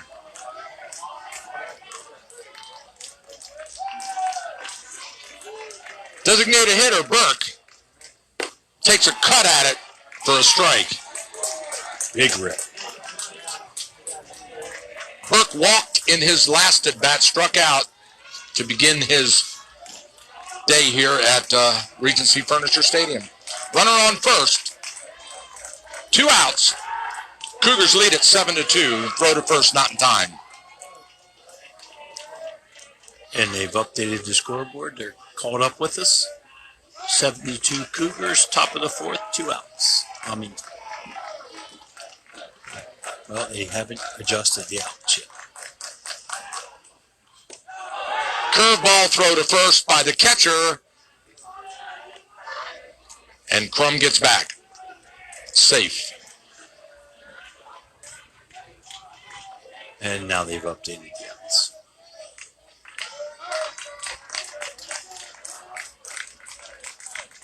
1-0 the count. Swing and a miss. That should be, I think it's 1 ball, 2 strikes now. One ball, 2 strikes? Yep.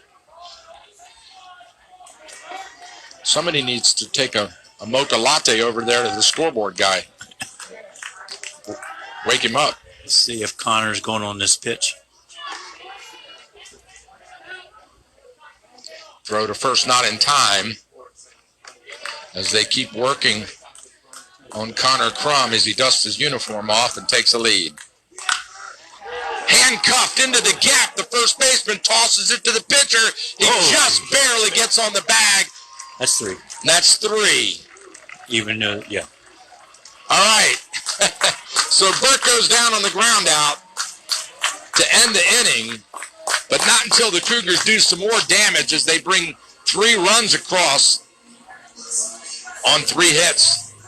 And we move to the bottom of the 4th inning with the Cougars leading it 7-2 here in the Maryland 1A State Championship. And that'll bring to the plate Lawrence, Gostomski, Miller, and Murphy batting for the St. Michael's Saints. We'll be right back.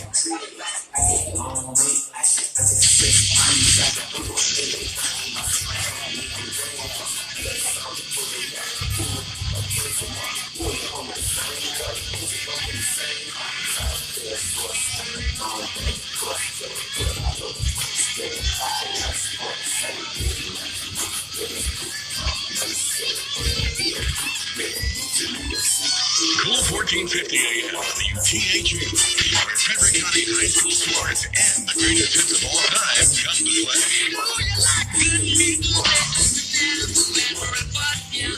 After the game, keep it here 24/7 on the station that rocks the Catoctins with the greatest hits of all time.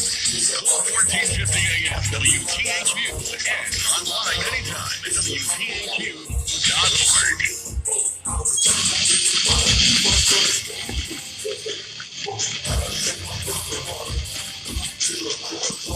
All right, McManus is back out for the 4th inning. St. Michael's coming to the plate. McManus doing a great job pitching to this Saints team so far.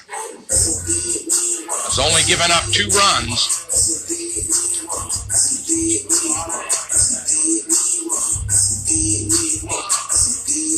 This is a huge inning for the St. Michael's Saints. It really is. They need to answer with something here in this inning. By my count, the Saints only have 3 hits in the game. That's the rest were errors. Yep. For their 2 to the rest, the score, runs the 2 runs came on the errors. Yep. And I would guess Joey's getting up to about 70 pitches, so that's not an issue yet. There's that fastball on the outside edge of the plate for a called strike. Yep. We do know Catoctin has a few pitchers in the pen. Very capable pitchers. Curveball just missed. 1-1 to count to Lawrence. Lawrence struck out in his last at bat. This is only his 2nd time to the plate in this game. That says a lot. Yep. Off-speed pitch way outside. McManus says, my bad.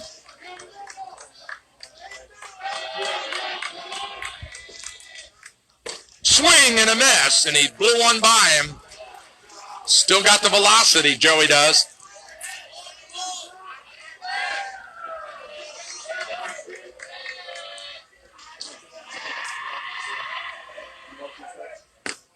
Ooh. That was a close one. Ball. Must have been a little low. Looked like it was painting the black on the outside. 2-0 now. A little chopper to the pitcher. He underhands it to the first baseman and gets a leadoff batter on a ground out. Yeah, other than those 2 walks in that 1 inning, Joey's actually been challenging hitters consistently with strikes. Yes, he has. Pitching a great game.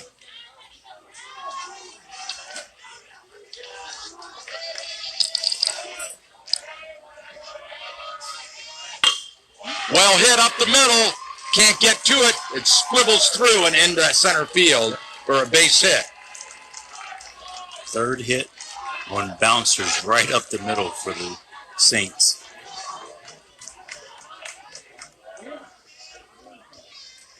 This should be a courtesy runner. Yep. Gostomski with the hit, and the catcher sits down, courtesy runner. Alex Batley comes in to run, 5'10" junior for the Saints. Designated hitter, Miller at the plate. Miller got on error. High infield fly ball. First baseman comes in. Catcher says it's mine, and he makes the catch. Eisenagel. I'll tell you what. That play for a catcher is a lot harder than it looks from sitting up here with that ball spinning and coming back towards the infield. And he was looking right up into that high sky where the sun is. Well played. And you saw how at the last second he had to fall back a couple of paces. Adjustment, yep. 2 out now, Murphy batting. Murphy also got on an error in his first at bat. Takes a strike at the knees. 2 out. Runner on first. Cougars lead it 7-2.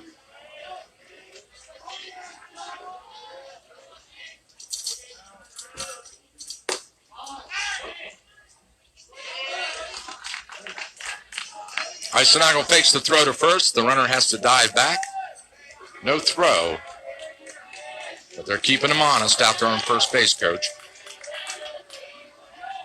I don't think he's going anywhere down 5 with 2 outs, but you never know.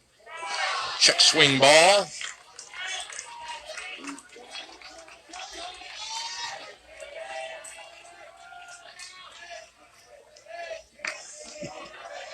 Tuna. Ooh, make it 3-0. That has to be low, right? It looks pretty good to me.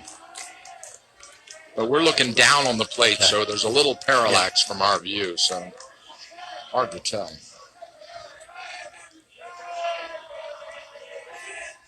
He takes that one for a strike, as we expected.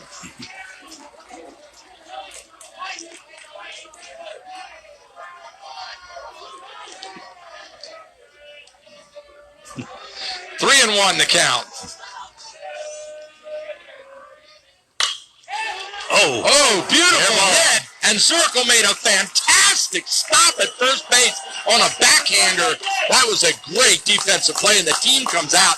Chest bumps, fist bumps all the way around. That gets by him. That's down into the corner, and the run probably scores all the way from first. So Zirkle with the runner. He robbed him. Let's just call him a run-saving play. Man, that was a tough one because that would have hit the bag. He gloved that ball in the dirt right in front of the bag. Yeah, and it was scorched. I can't tell you how impressed I am with that defensive play by Zirkle. Coming up large, the Cougars, no hits.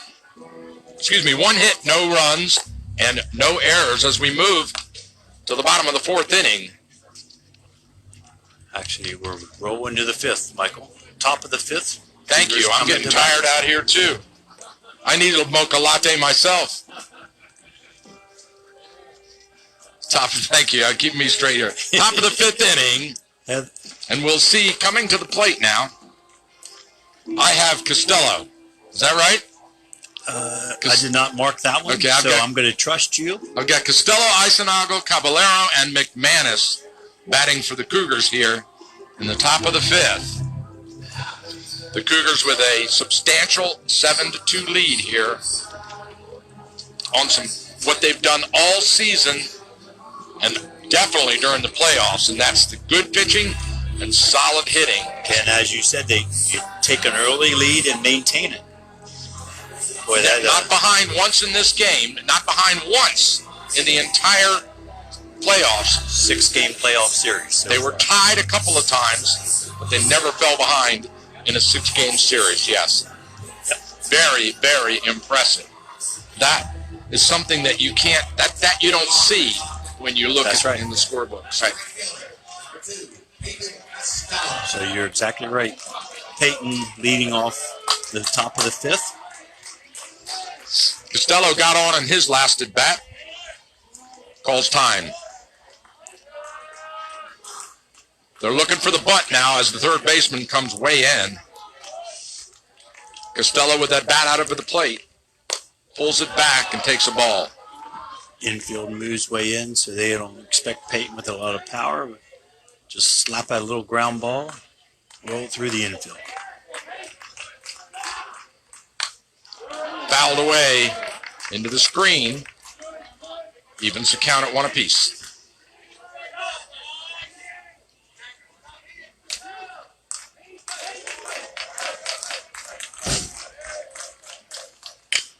He jumped on that up the middle. Tough play. Second baseman can't get it. And a base hit for Costello. And you know, it occurs to me that Cougars leadoff batters have gotten on in every inning in this game. Have they not? Check me on that. Not the first inning, the first 2 outs, and then you're off, right? You're right. But other than that, I believe you're right. And Peyton just rolled that and through the infield. That'll take us back around to Eisenagel. No outs, runner on first. Eisenagel grounded out in his last at bat. See if Coach plays a little small ball here, just working, trying to manufacture one more insurance run. Eisenagel with the grounded out on a bunt.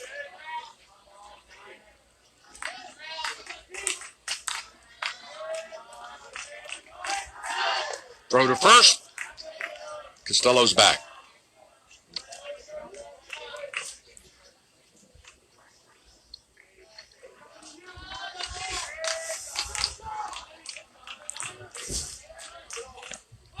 There's a bunt. It 2 hops to the pitcher. He gloves it, throws to first. And again, Eisenagel moves the runner into scoring position. Sacrifice bunt, doing his job. Yep, and here comes your big hitters. Bryson, Joey, and Dylan coming up behind. So try to work one more run. The second baseman, number 22, Bryson Caballero. Bryson having a great day at the plate. See if he can continue. And all 3 of the outfielders take about 10 steps back. 2 for 3 on the night.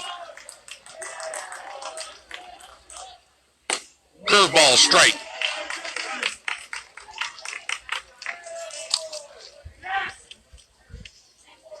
Sherwood came in relief for Seek.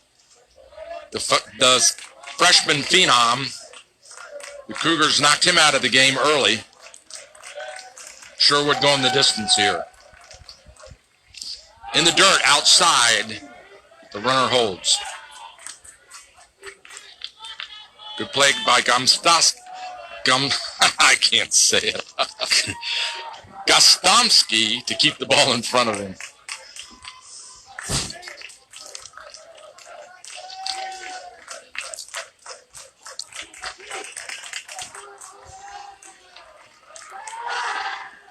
Oh, way behind him. Throw to second, gets squirts out in the center field. The runner goes to third. So a little seeing eye base hit. Gets Peyton on base. A little tricky trick there. Yep, a bunt moves him to second. A little error, and he's sitting at third base with only 1 out.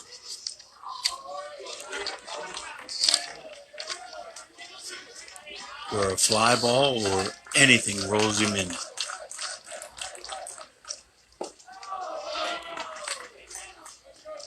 Ball inside. Caballero steps into the box.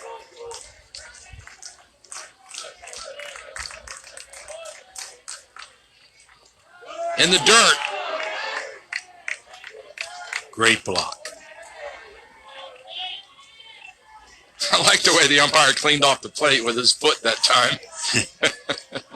Real professional. I think that was more to give Matt, the catcher, a breather.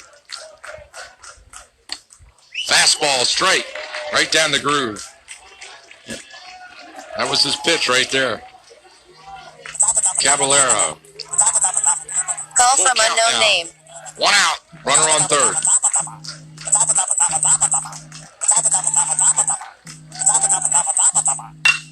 Up the middle, that'll score a run. RBI for Caballero. He keeps it going. What a day he's having.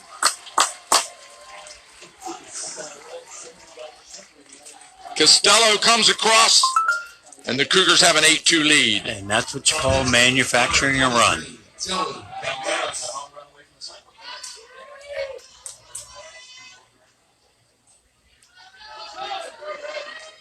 This brings up Joey McManus, the pitcher, who had a 3-run homer earlier in the game.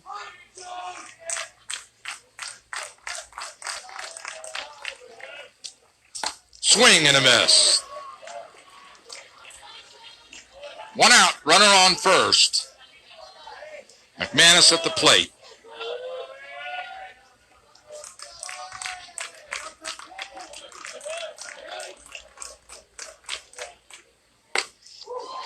Another cut and a miss. 2 all-speed pitches. 0-2 to Joey. Joey just out in front of them with hard rips. Let's see if he makes the 2-strike adjustment here. Throw to first, not in time. So you think we're going to see a reliever? You think McManus? I'm not sure. I mean, this being the last game of the year, Yeah. you can throw 105 pitches until you're no longer eligible to pitch. Right. Swing and a miss. 3 in a row. He struck him out. I would not be surprised to see Joey come out for at least one more inning. Okay. Dylan Nicholson. Dylan Nicholson, the left fielder, in now. 3 for 3 on the day. Yeah. Joey, check that. Joey had Dylan had the 3-run home run. Dylan Nicholson. Not Joey. I just Nicholson, right. had previously announced.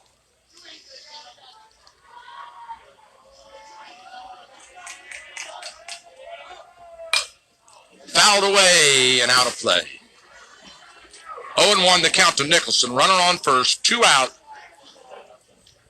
Top of the 5th. Cougars lead at 8-2.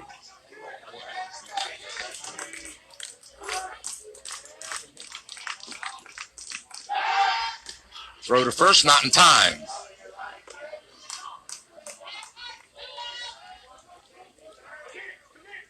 Yeah.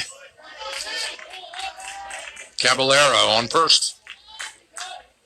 Oh, and he's hit by a pitch. Dead ball. Yep. So Nicholson trots down to first on the hit pitch.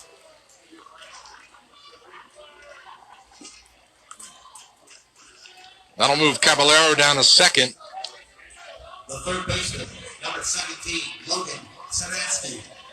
And you heard that. Szymanski with a single off an error in his last at bat. 3 for 3 on the evening. 2 outs, runners on first and second. Ball outside. Cougars with an amazing aptitude for stretching innings with 2 out. I've never seen a team do it as well as this one does. And putting the ball in play, not striking out very often, key in high school baseball. Ball 2 in the dirt. The runners hold. Now, Gostomski wants to talk to his pitcher. He walks out, pats him on the fanny, and says, "Come on, you got this." Or help me out by not putting them in the dirt so they don't be dangling off my body. Come on, man. I'm getting tired back here. I'm eating a lot of dirt. He saved a few bases for tonight by blocking some balls that have been in the dirt. He has. He's done a great job. Good catcher for the Saints. High infield fly out of play. Catcher goes over Coming for back it. to him. Oh, and he can't make the play because diving onto his knees right at the edge of the fence there in front of the dugout. Goskomski high fives his pitcher. And says, all right, I tried. Yeah, just took a little while for him to pick it up.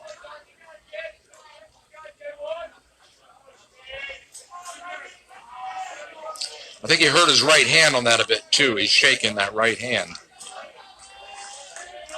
Play resumes. And now Szymanski steps out of the box, calls time. 2 out, runners on first and second.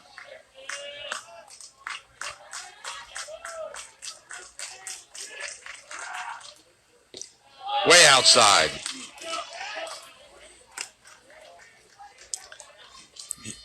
Sherwood starting to labor a little bit on the mound. I agree.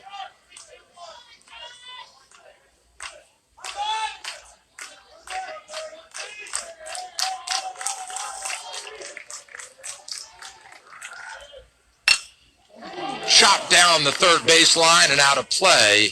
He jumped on that one. Just ground ball, hard ground ball down the third baseline, just outside the bag. Brandon Gooden out there giving us a play-by-play himself says 2-out rally. He wants a 2-out rally.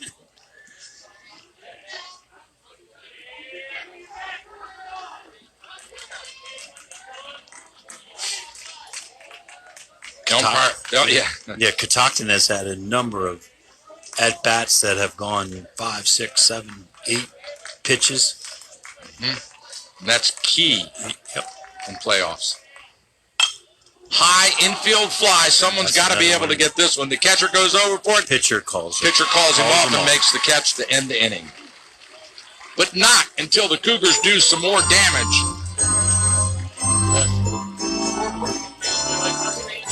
With 2 hits in that inning, no runs and no errors, Cougars with an 8-2 lead. Our 5th inning stretch here. And our 5th inning stretch, right? There's the Peanuts and Cracker Jacks. We'll stay with it. We'll let you enjoy it. Stand up and stretch, everybody. Here comes McManus, and it looks like he's heading to the mound. He is. Good for Joey.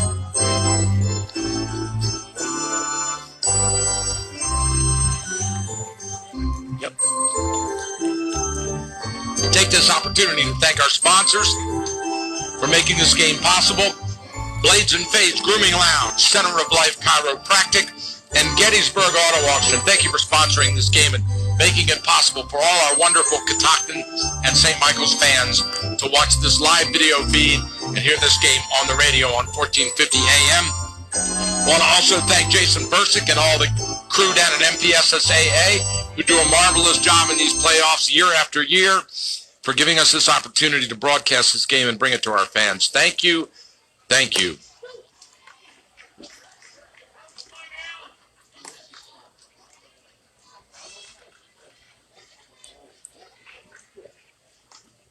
And McManus back out to the mound for the bottom of the 5th. Very interesting. Now, Michael, you've seen them play a few times. Mm-hmm. Who do the Cougars have in the bullpen? I'm going to say Shadle. Shadle would be first out typically? I would say Shadle, yeah. That would be my guess. And we know he's a solid high school pitcher. He's committed to going to Shenandoah University. Shenandoah, wow, what a good school. Yeah, strong Division III baseball school.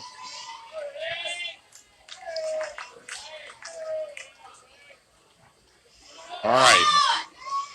Number 2, Gow in the box, takes a strike at the knees. Bottom of the 5th, Cougars lead at 8-2. Saints batting. Oh, nice play by... Shot to the shortstop, and he can't convert. Oh, no, you got to argue that one. So the catcher backed it up. The runner did not turn out. He turned in. And not just that he turned in, he actually made a move. He did. Like he was running towards second. And Franklin's out questioning. Heads up play by Eisenagel as he goes and tags the runner, and he's out. But the umpire called him safe. And we're going to have a conference, so here comes 3 altogether as the black shirts huddle up. See if they felt his intent was to go to second, and if so, he's going to be out. So everybody's taking a little. He's out. That's it. So Coach Franklin gets the call on the arguing there. He challenges that. Eisenagel with the heads-up play. I can't tell you. Yep. Number one, heads up as far as hustling down the line to be there for the backup when the ball trickled off Zirkel's glove. He picked it up and then dashed over to the runner and tugged him before he got back to the base. Very heady play. Gow is out on a base running error. That'll take us back to the top of the lineup. And Diot singled in his last at bat in the 3rd inning. He takes a ball. Ball 2 high and away.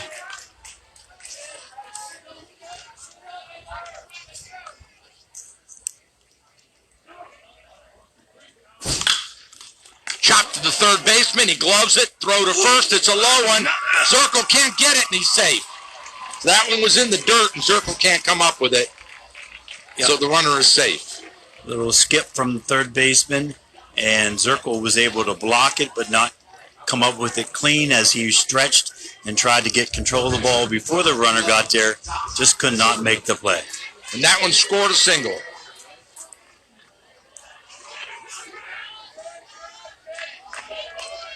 So that'll bring Sherwood to the plate. The pitcher, he chops one of the shortstop. Chance for a double up here. They get the 1. They do not get the 2. As Eisenagel backs it up nicely to keep the runner on first. Yep, tried to turn 2. Click got that in second quick. The throw from second to first was just offline.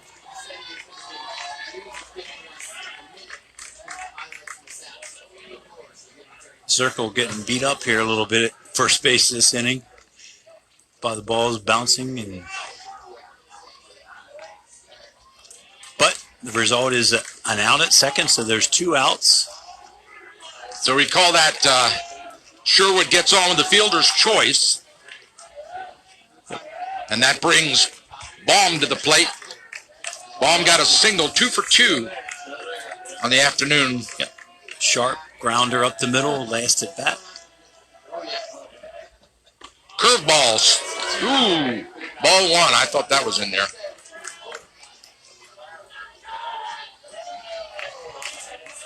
Last game of the season. Hard to believe. Also the last day of school today, by the way. That one's a base hit in the groove between third and short. And a base hit as Baum gets on. That'll move Sherwood down to second. Runners on first and second with 2 out, and that brings Patchett to the plate. Patchett grounded out to first in his last at bat. Saints keeping this inning alive now. Dangerous 370 hitter. Curveball. Little low. Ball 1. Patchett. Short, stocky guy with an open stance. Batting right-handed.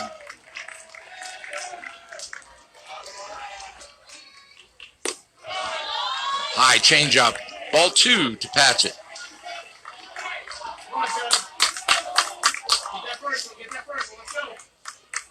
Timeout. We had a bullpen ball out on the field again from the Saints side this time.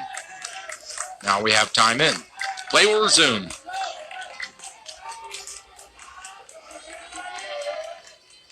McManus in a bit of a jam, and the runners hit. The batter's hit, so And Joey looks to the dugout, and here it comes. Coach Franklin. Here it comes. Bases loaded.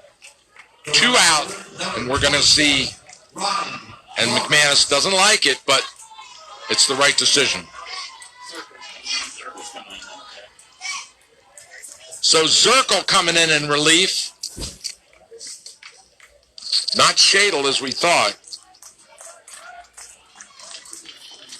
The first baseman for the Cougars, who had a good outing a couple days ago in relief against Northern G. The left-hander will take the mound as McManus gets a standing applause.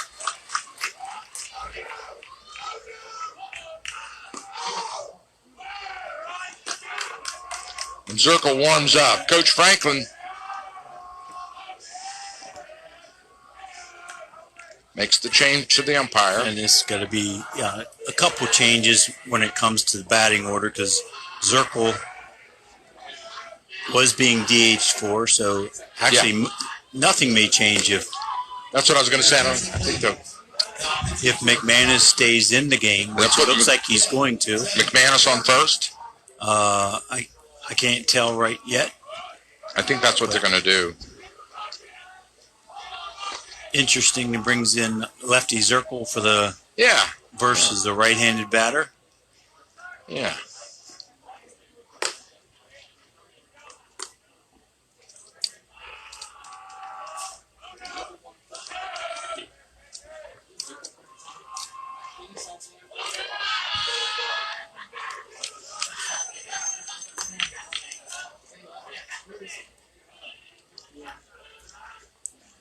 Zirkle taking a little heckling from the Saints dugout.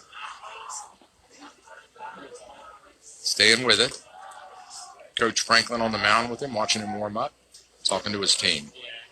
Everybody up in the dugout. Cougars are starting to smell it. There's a whiff of a trophy in the air. A base hit here, and the Saints are right back in it. You're right about that? If they get it out, you're right about that? Huge to get out of here with a 6-run lead. The right fielder, number 27, Ryan Lawrence. It ain't over till it's over, as they say. That's for certain.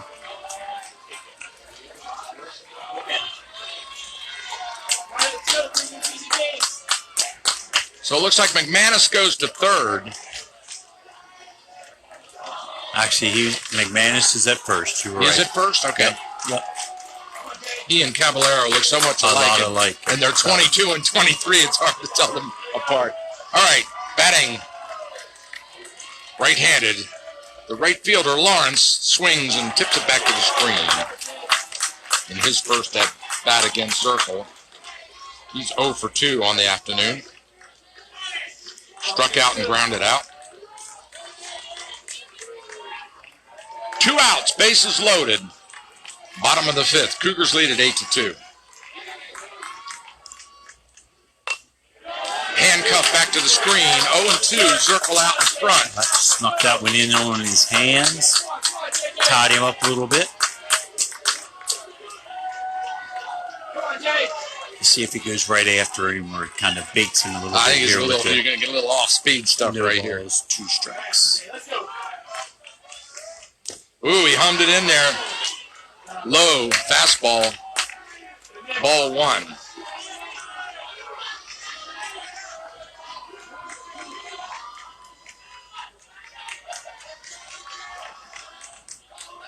Runner's taking a decent lead there.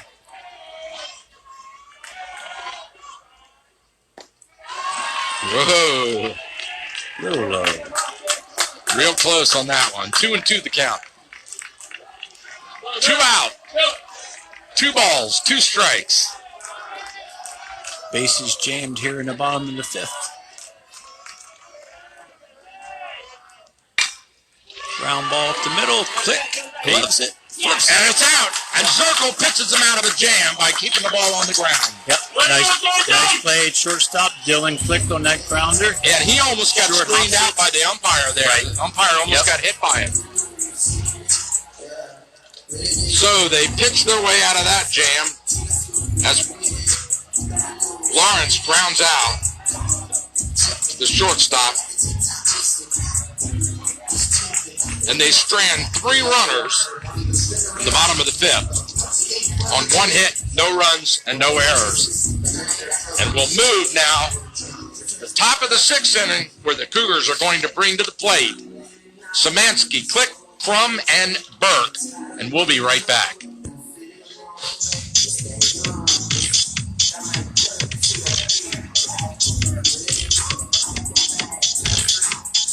Talking to veterans about the real issues they're dealing with can be awkward and uncomfortable. But when their behavior changes, it's time to act. Because if we don't, our families and relationships will suffer.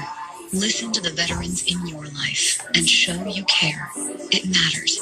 When you recognize a veteran is in crisis, call 1-800-273-8255 and press 1. Chat online at veteranscrisisline.net or text 838-255.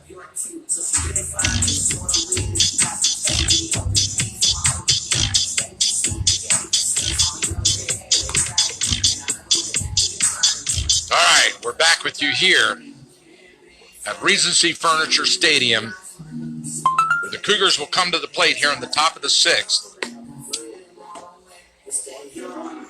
with a comfortable 8-2 lead here in this Maryland State Championship game. Last time they were in this situation was 8 years ago at Ripken Stadium up there in Aberdeen, where they won the 1A championship in 2013. And the Cougars hoping to put another trophy in the case today, but the Saints might have something to say about that before this game is over. Sherwood back out on the mound, warming in the bullpen for the Saints is number 4, Anthony Macero, a 5'9" freshman left-handed pitcher.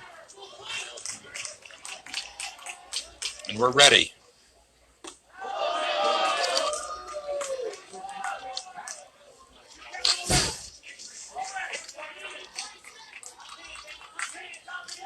Dylan Click, one of the members of the 2019 state football championship team here at Catoctin. Takes a called strike on the outside edge. 3-sport athlete, shortstop for the baseball team. 1-1 the count. Yes, what a great season it was for those Catoctin Cougars. Well hit, base hit in the gap.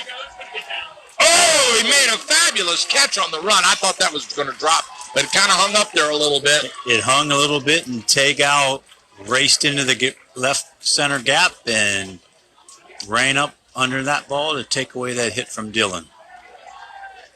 Nice play.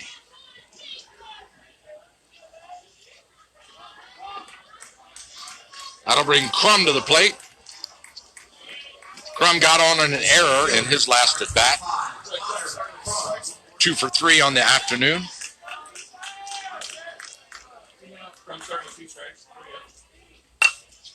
High infield fly is going to stay in play. The catcher drifts underneath it, and he makes the catch. Played that perfectly. So Gostomkowski comes through that time with another fly out. Out of play, but able to make the catch. That'll bring the designated hitter Burke to the plate. Burke grounded out in his last at bat. 1 for 2 on the afternoon. Got a couple more games to play here today. Chop foul down the third base line. Here we've got the 2A and the 4A. Is that right? 2A yep. next after this? Yes. And then the 4A this evening at 7 o'clock. I see some of the players for the 2A coming in now.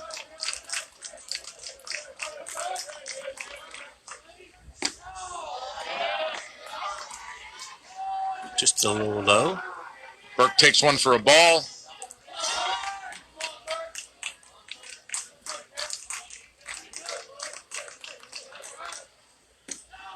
Curveball just off the plate outside. Ball 2.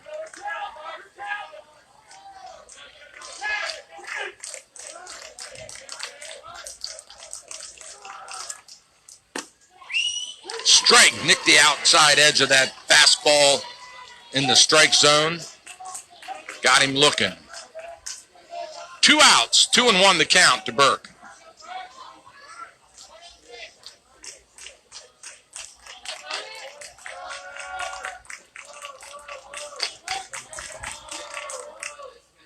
Swing and a miss, and he struck him out. Yes. So Burke goes down swinging, and that's 1, 2, 3 for the Cougars as we move to the bottom of the 6th,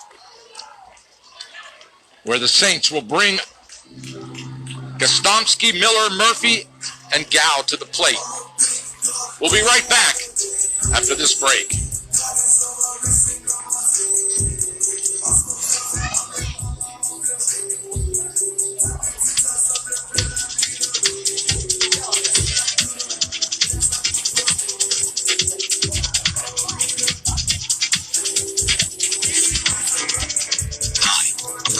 The American Diabetes Association.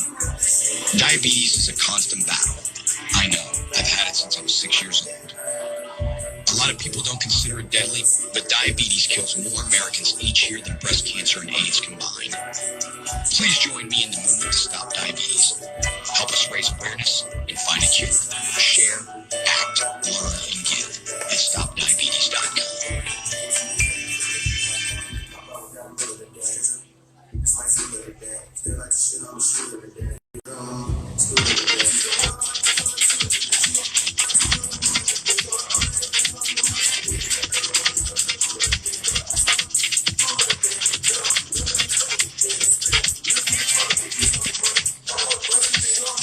All right, welcome back, ladies and gentlemen. We're here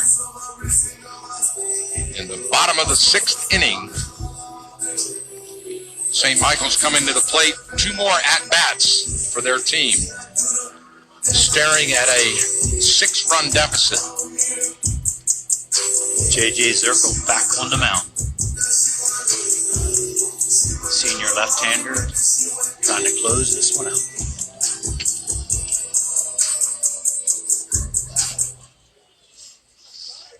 Leading off the St. Michael's at the bottom of the 6th. The catcher, number 1, Matt Catoctin.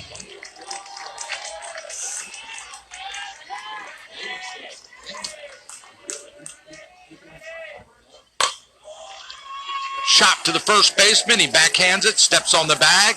McManus gets the first out of the inning on some good defensive play. Yep, good glove work. Sharp ground ball. Backhanded it. Stepped on the base. 1 out.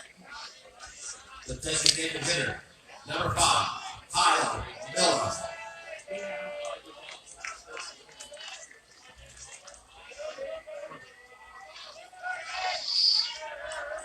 Miller popped out in his last at bat. Takes a strike at the knees. 1 for 2 on the afternoon.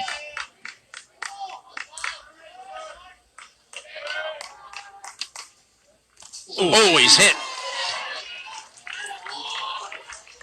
So Miller trots down to first base on the hit pitch. The first baseman, number 3, Tegan Murphy. That'll bring Murphy to the plate. Murphy grounded out in his last at bat. 1 out, runner on first. Throw to first. Just keeping him honest. Zirkle just kind of lobbed that one to first base.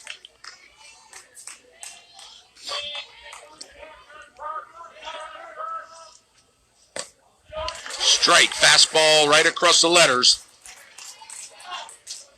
0-2 the count now to Murphy.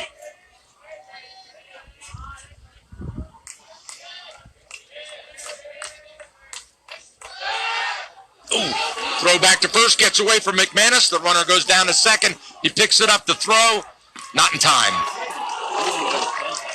It was close. A lot closer than we thought it would be. McManus with a good, strong throw from foul territory down the first base line. So Miller goes down to second, is safe. Catcher Dusty Eisenagel goes out and just reminds Zirkle we're going to work on the batter. Murphy down 0-2 on the count now with a runner on second and one out.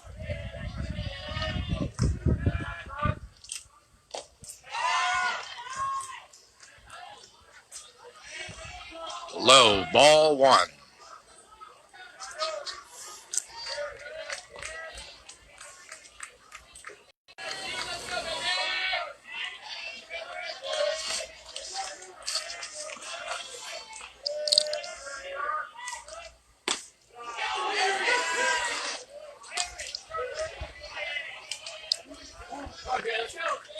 Two and one the count now.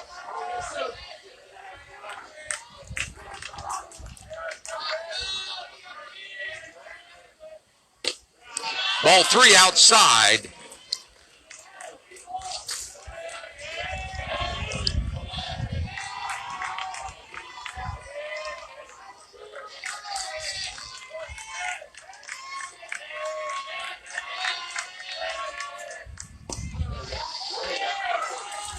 Called strike right at the letters again. Full count now to Murphy.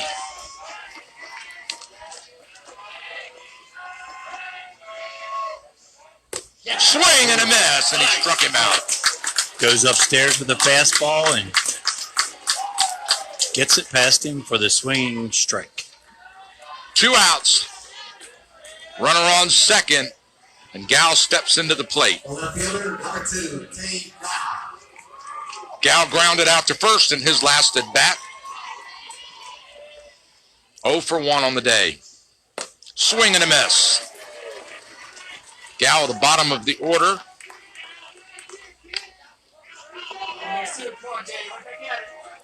Yeah, this is where Zirkle would love to end it right here, not roll around to the top of the Saints batting order. Strike two. Got him looking.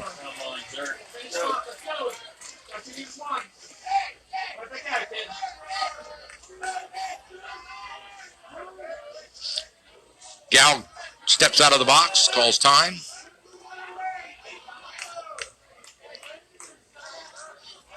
And now play resumes.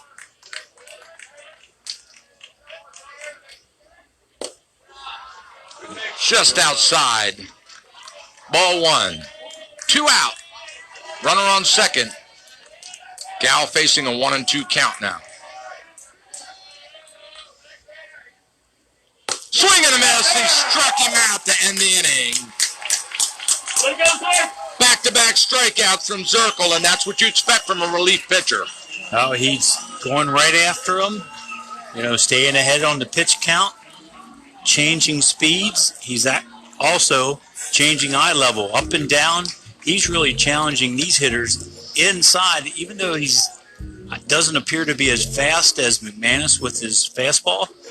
He's getting in on their hands better than or going after the inside pitch more than McManus did. McManus worked that outside edge of the plate. Outside. Yeah. Yep. So the Cougars move to their last at bat in this game. The last time some of these guys will play in a high school baseball game in their high school career. And that'll be Costello, Eisenagel, Caballero, and McManus coming to the plate. Here in the top of the seventh inning, and the Cougars still maintaining an 8-2 lead. Josh Sherwood back out again for the Saints. He's been really strong in relief.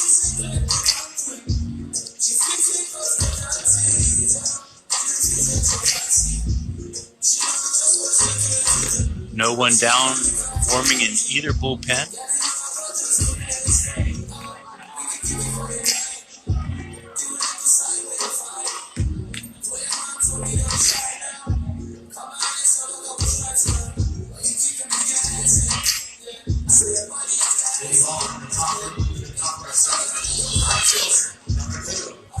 Yep. Top of the 7th, 8-2 Cougars, and Peyton Costello will start the 7th inning off. Right fielder had a ground ball up the middle to start the 5th inning.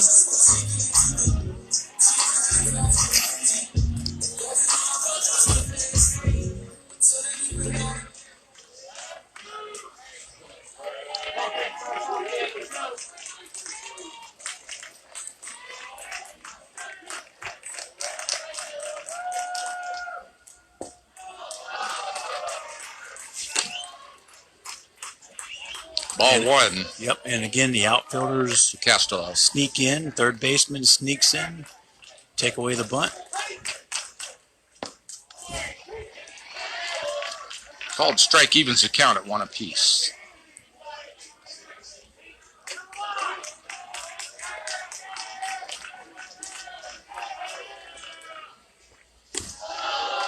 Curveball high and outside. Got away from him a bit.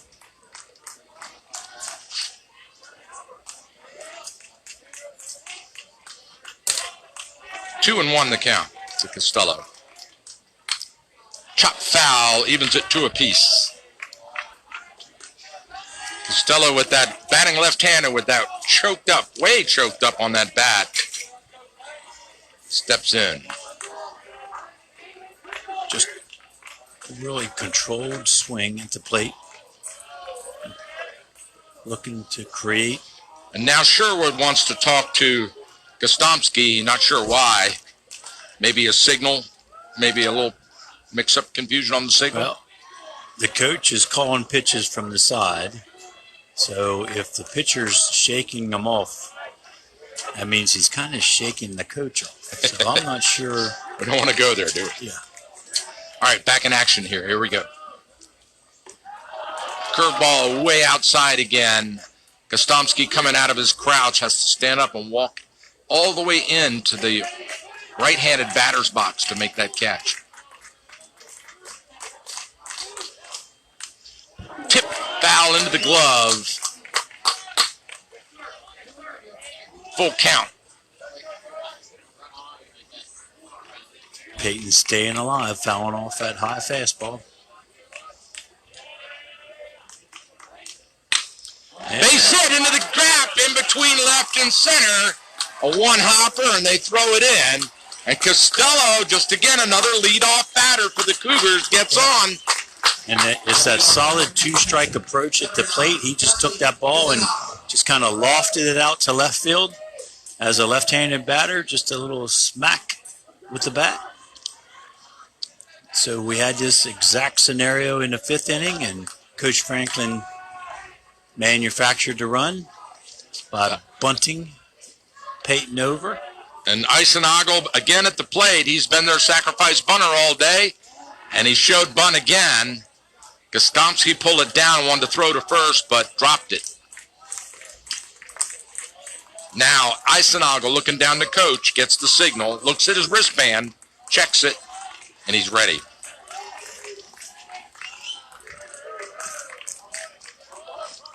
Stella with a decent lead on first.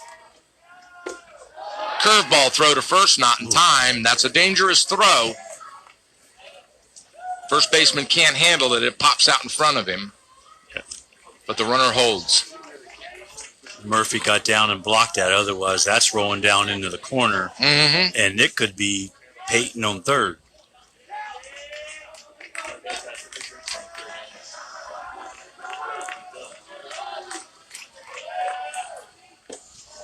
Ball outside to Eisenagel. 3-0 the count. This is not what you want if you're Josh Sherwood. He wants to bunt, let him bunt. Ball 4, and Eisenagel draws the walk this time.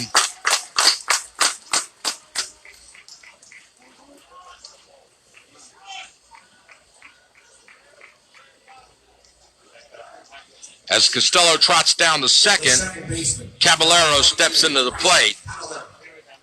Caballero 1 for 4 on the 3 for 4 on the afternoon. Say, that man's hot. 3 for 4 on the afternoon. Do you ask him to bunt or? My dyslexia kicked in on that one.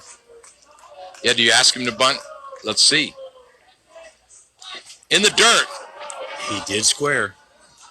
He pushed those runners over the second and the third with McManus on deck, followed by Nicholson.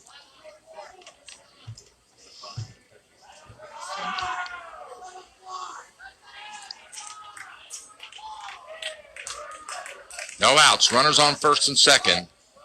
Caballero showing bunt. Pulls the bat back and takes a strike. 1-1 the count to Bryson. He's looking down to Coach Franklin for the sign. Looks like a bunt again.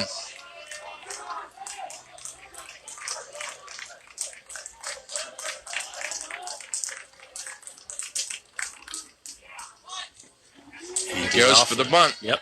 He offered and missed.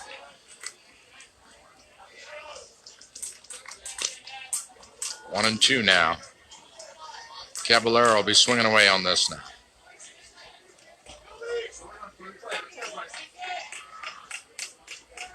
Infield in. Not sure why, but they're in. I mean, outfield in. Curveball outside. 2-2. Caballero as he takes a little practice cut there and steps in. We're ready.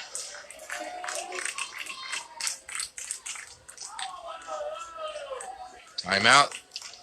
Sherwood steps off the rubber. Now we're back.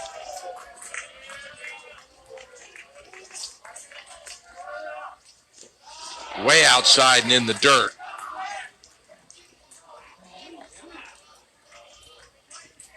And Sherwood looking tired now, don't you think? I think, yes, I agree.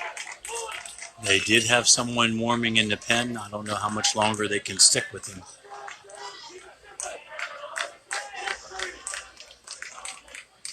And ball four.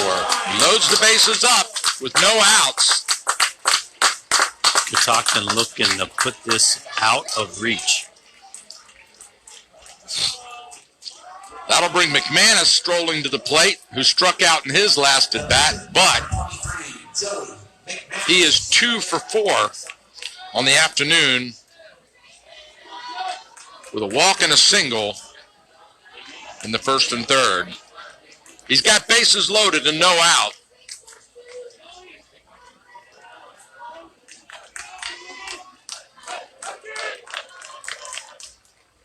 The Saints playing their infield at double play depth. Not to knock the run off at the plate, but to play for some outs. Again in the dirt.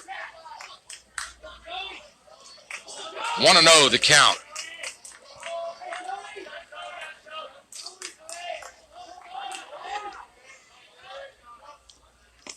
Check swing outside.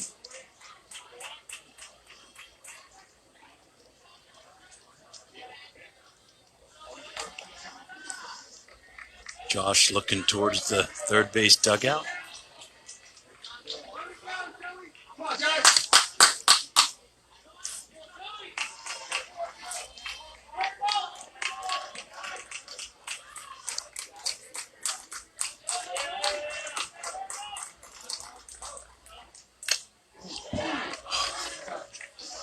Fouled back to the screen.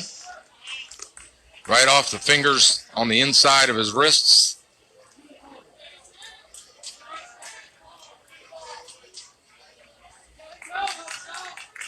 And we're ready.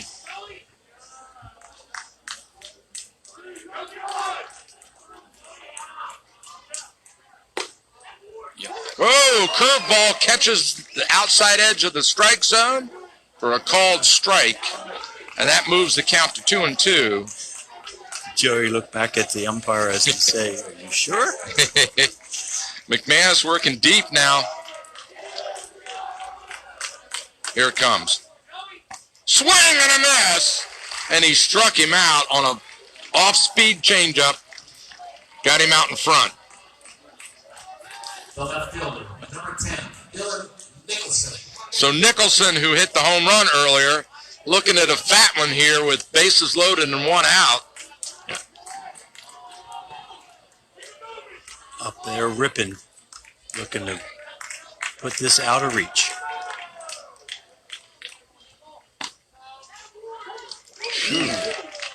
The catcher framed that one well for the called strike off the outside corner. Certainly did.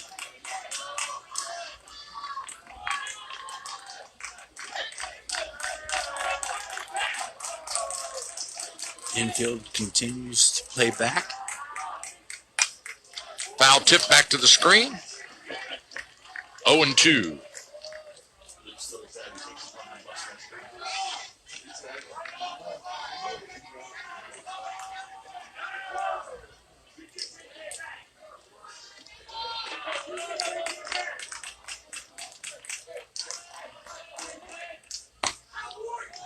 Ball outside. 1-2 now to Nicholson. Bases loaded, one out. Top of the 7th. Cougars lead this one 8-2 and threatening.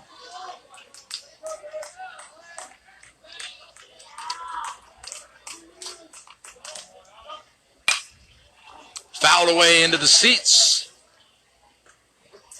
Looked like Nicholson trying to go to opposite field with that one, Coach. Yep.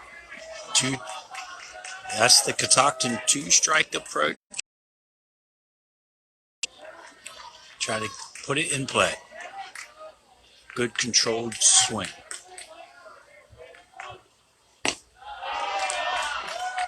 Ball 3.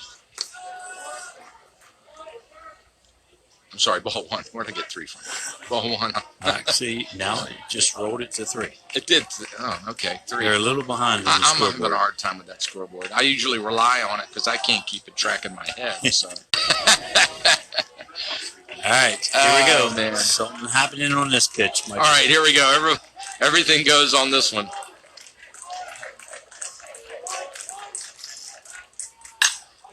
Well hit into right field. The runners tag and stay. The catch was made in right field. Yep. On the line drive. Line drive to right field. Well played by the right fielder, Ryan Lawrence. 2 outs here in the top of the 7th. 2-out territory for the Cougars with bases loaded. I wonder what's going to happen. Usually don't try to do a whole lot here. Just let Logan hit away.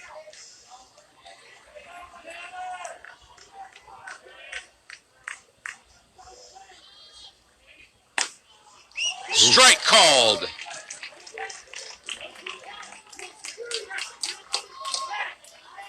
Working that outside again. Yep. With that fastball.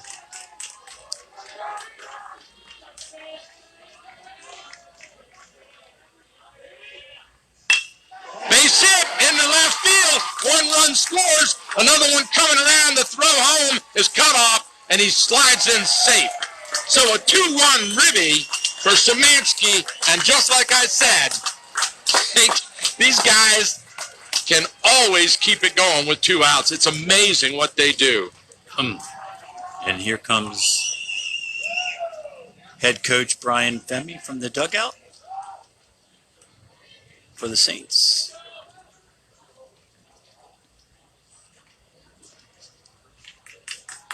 '30th year here with St. Michael's High School. Wow. What a legacy. Here comes a new pitcher into the game. And Sherwood gets an applause from his fans, rightly so. He pitched a great game. Yep, strong relief appearance. So, whole team comes out to meet him. Yeah. Right there in front of the dugout. Great sportsmanship. I think Sherwood's going to roll back to his shortstop position. Number 9 checked out of the game. And this is number 4 for the Saints. 5'9", 175, freshman, left-handed pitcher, Anthony Macero. So that's 2 freshmen we've seen today from St. Michael's. They'll be around then, huh? Yeah. And, you know, well, McManus is only a 10th grader. Yeah. For Catoctin had a great game. A lot of good young players on both teams. And, you know, a lot of that credit to those youth organizations that feed the feeder youth organizations. Baseball is so good. Little League, Thurmont Little Leagues had great success over the years. Well, 4 members of this team were actually on the team that played in the Mid-Atlantic Region Championship. Which team, the Cougars? The Cougars. Really, who? Yep, Peyton Castello, Joey McManus, Logan Szymanski, and Connor Crum all played on that Little League team. That World Championship? That almost didn't make one game the World away, Series. right? They were 1 game away. Wow. Yep, that was the night when Peyton Castello caught the nation's heart. He came in as a small, you know, when you're talking about 11 and 12-year-old Little League, usually they're larger stature than you typically see 11. Well, he was on the smaller side of things, came in to relieve that game and pitched great in relief. Isn't that something? Thurmont just couldn't come back and win the game, but yep, he was a legend for a little bit there. But no, that Thurmont Little League team that made all the way to the final of the Mid-Atlantic region, 4 of these members are here. So the substitute pitcher for the Saints is warmed up now, and we're ready to go. Click. Bases loaded, 2 out. Sorry, first and second. Runners on first and second, 2 out. Click takes a strike. Got him looking.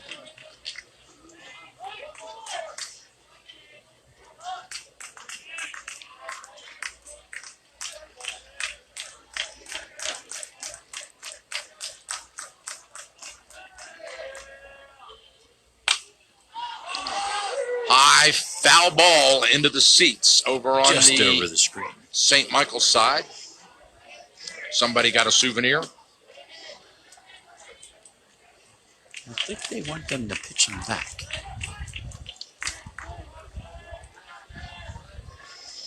I haven't seen that happen yet. The little boy's picked it up and he's walking around with it. And here comes his dad. No. He says he gives it to his dad, and his dad brings it down. Isn't that something? There it is. You're right. He wanted to keep it, didn't he? He sure did. He watches on TV. They keep him all the time, right? Yeah. Come on. Swing and a miss. He struck him out, and that ends the inning. So the Cougars bring 2 runs in on 3 hits and no errors, and they strand 3 runners, and we move to the bottom of the 7th inning and the last chance for the St. Michael's baseball team, as they'll lead off with the top of the order in Daya, Sherwood, Baum, and Hatchet. We'll be right back. And circle back on the hill. Yep. Sure.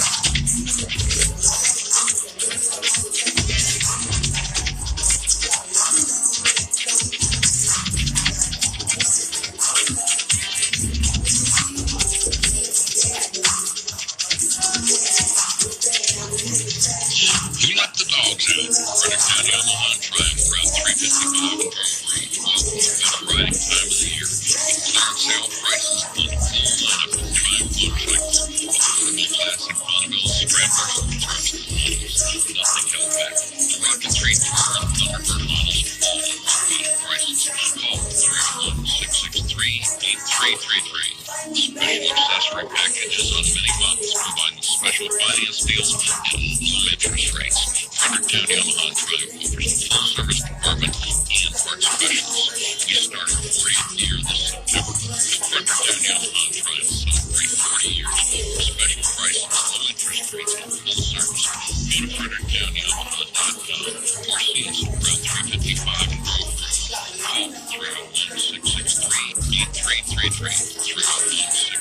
Right on. Leading off the San Michaels at the bottom of the seventh. The center fielder, number 6, Chandler Dye.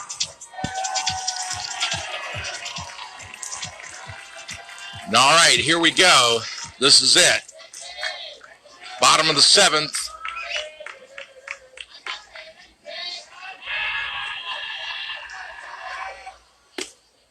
Fastball high to Diet.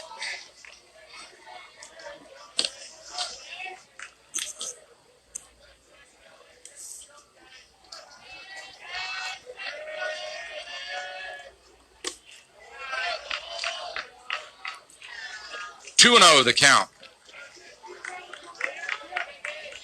Diet with a single in his last at bat. 2 for 3 on the day.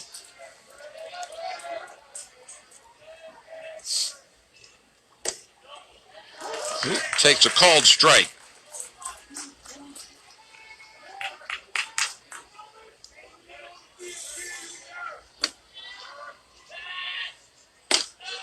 High fastball.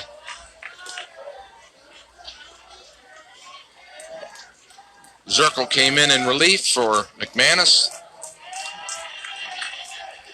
Doing a great job. Strike.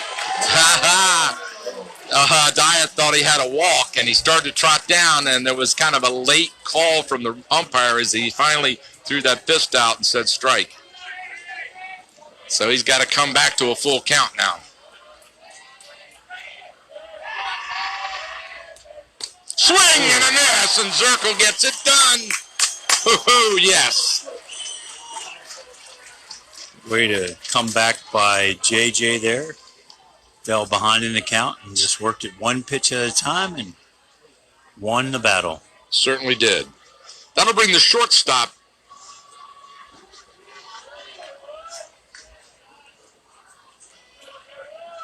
Yes. To the plate. Takes a strike. Sherwood. Yep. Pitching. Started out as shortstop, ended up pitching. Relieved in the last inning. Swing and a miss. Strike 2. 0-2 to Sherwood. Now, wouldn't that be something that Zirkle could get another strikeout here? Just off the plate. Close. Crowd goes, ooh. They wanted that one. 1-2 to count.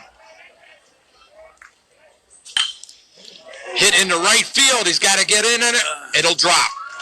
Yep. Bare hands it on the one hopper. Yep.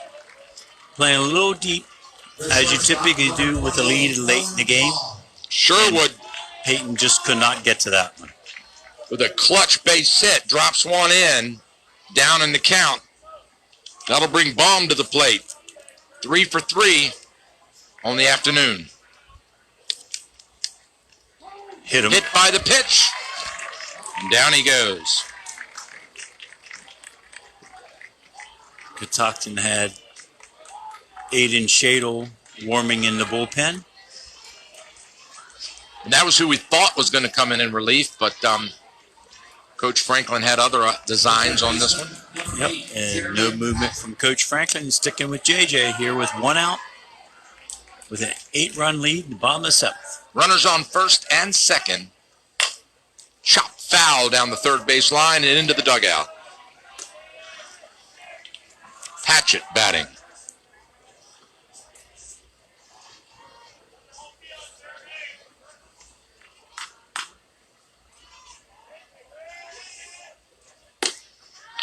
Patchett, one of the leading RBI creators on the Saints team with 11 on the season.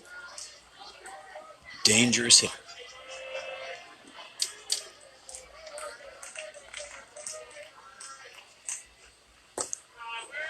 Takes one inside. Ball 2. 2-1 to Patchett.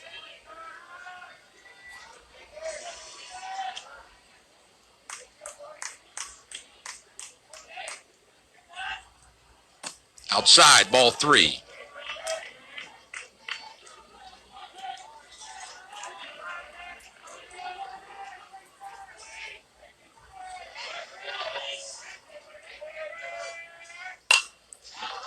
Fouled away.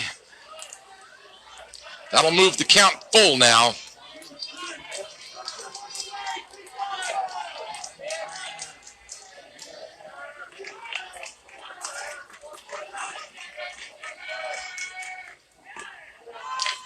Walks. Ball 4. He takes his base. And here comes Coach Franklin. Yes, sir, he is out of the dugout. Bases loaded, 1 out.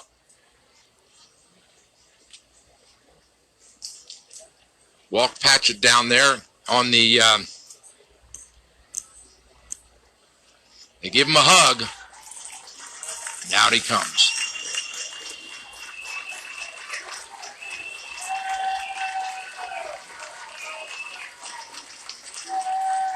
And from the dugout, number Shadle. 15, Aiden Shadle. Shadle comes in. Yep. Zirkle gets a round of applause from his fans. Senior J.J. Zirkle hands off the ball to senior Aiden Shadle to finish this thing up. Shadle, the left-hander, the big left-hander.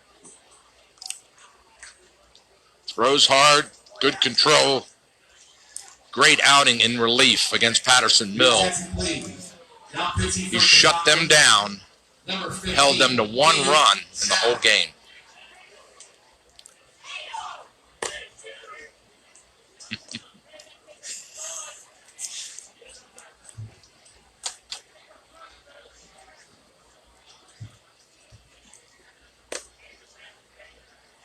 Warming up now. Shadle coming in relief. On deck, number 27, Lawrence. Lawrence 0 for 3 this afternoon. He struck out, ground out, and ground out in his last 3 at-bats. Trying to keep the hopes alive. Dangerous hitter. Is he? 410 coming in. Mm-hmm. So, yeah, got to be careful. So here we go. Eisenagel jogs out to speak to Shadle. He says, let's go home after this. Come on. Do what you do.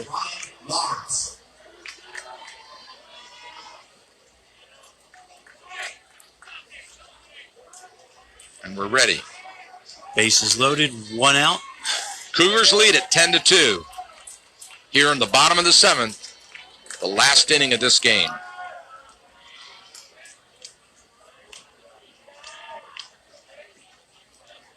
Infield at double play depth. Curveball, strike 1.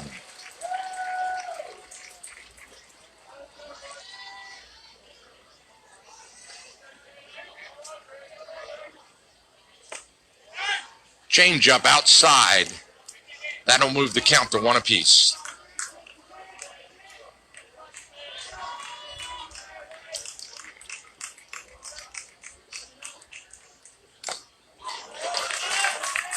Foul tip. Shadle up in the count, 1-2. Bases loaded. The left-hander toes the rubber and looks in for the sign. He shakes and says, yes, here we go. Kick and deliver. Chop to the third baseman, got a chance to double him. He steps, can't get it. So they just get the force at third. Smart play, very patient play by Bryson. Took the high chopper, stepped on third. The Cougars 1 out away now from a Maryland State Championship, and it all rests on Gostomski. 1 for 3 this afternoon. Takes a curveball for a strike. And he looks back at the dugout and shakes his head, a little bit disgusted with himself on that one. Or can't believe it was a strike. Lefty Shadle working on that outside corner. Gets him to go after one, and he goes 0-2 in the count now. And you might see an eruption here as everybody is up on their seats on the Catoctin side. 0-2 now. Swing and a miss, and that's it. The Catoctin Cougars have won the the Maryland State 1A Championship here. 10-2, it's over. And there's a scrum. Mike Franklin jumps into the pile, and I'm just going to shut up and let you soak it in.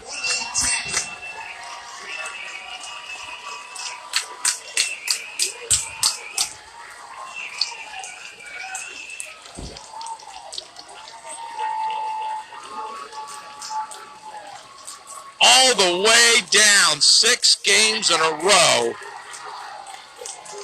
All as the lower seed, the underdog. On the road. What a story.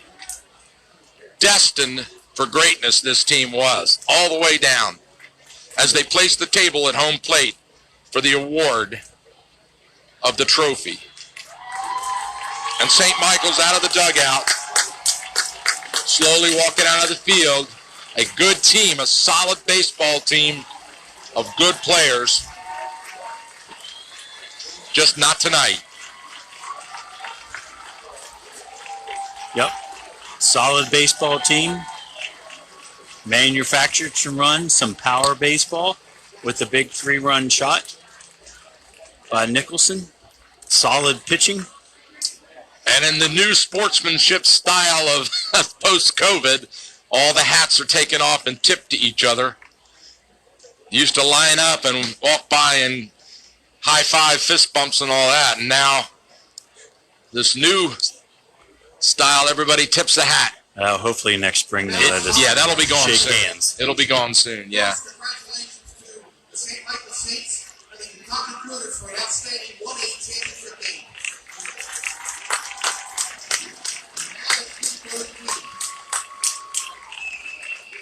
First, the Maryland State 1A state finals, St. Michael Saints. Representing St. Michael's, Collier County Supervisor of Athletics, Bill Kesman. St. Michael's Principal, Teresa Medina, and St. Michael's High School Assistant Principal, John Strickland.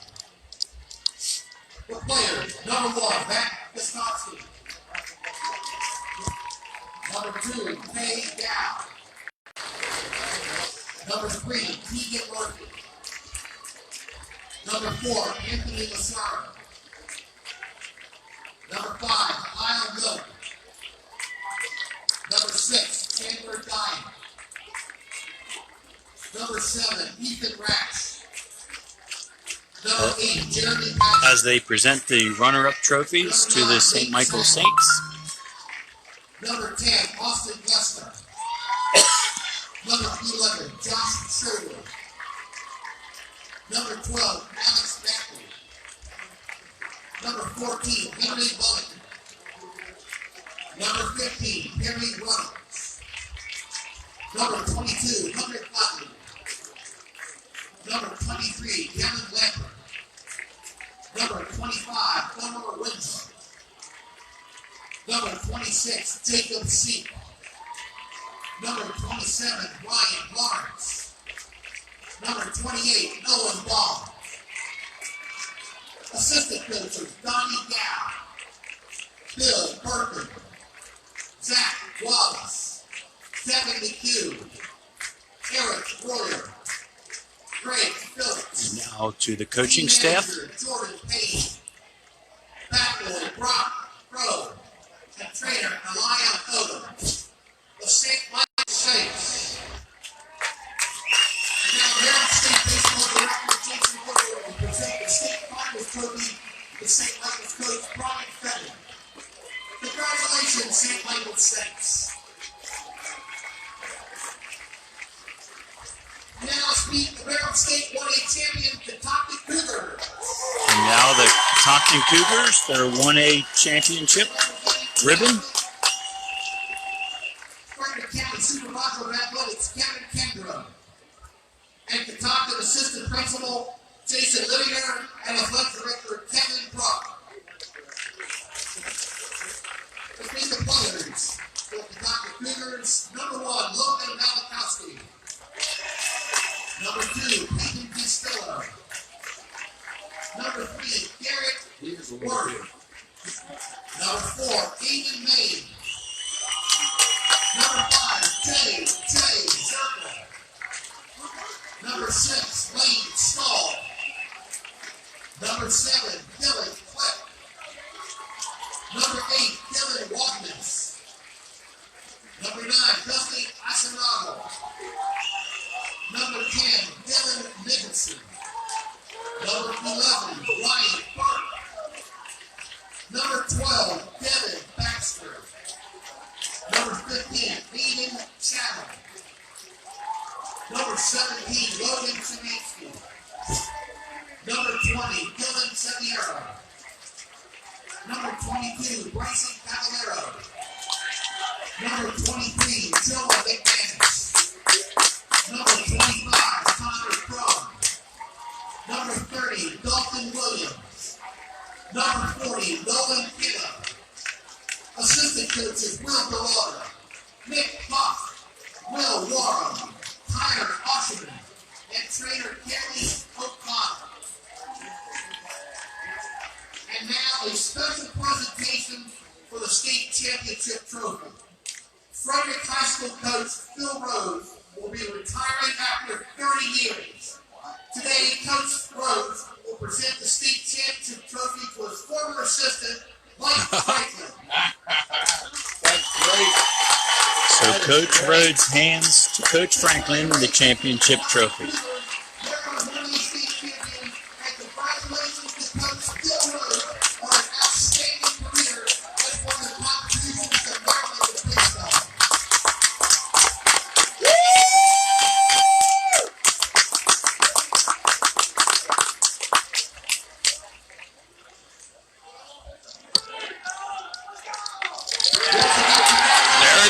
They hold the trophy aloft. That's the photo op right there for the crowd to see.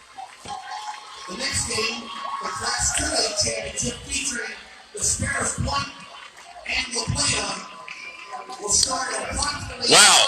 5:15. That is just amazing. What a season they had, Coach. Amazing. You know, struggled early in the season, you know, with scoring some runs. Catoctin did, but boy, they certainly pulled it together at the right time, had some impressive wins, as you said, on the road in regional play. On the road, what was that, 2.5 hours to Northern Garrett? You know, Thurmont. I did the distance for each of the travel for their bus for all 5 games, including coming here. It was over 500 miles traveled. Wow. Yep. So you're on the road, batting as the home team, as you said, took the lead in most games, never surrendered. Were never behind in all 6 playoff games. Correct. Pretty impressive. Correct. Absolutely. Well, they're all down there having their photo op. We'll move the camera over there so you can see them down in the dugout there.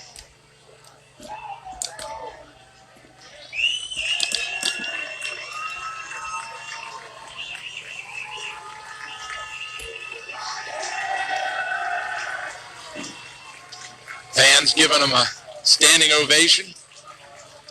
Yep. Nice little turnout here on a Friday afternoon from the Thurmont Emmitsburg community. And Nicholson goes in and he gets the mascot.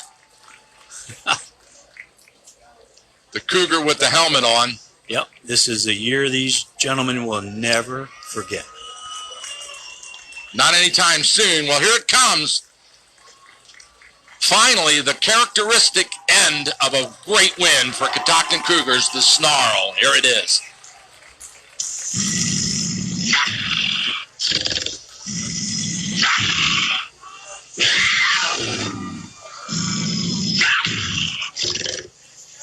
And that signifies the whole season. They snarled, scrapped, clawed, and fought their way to a 1A baseball Maryland State Championship. It's just what a storybook season this has been. Yep. Great year.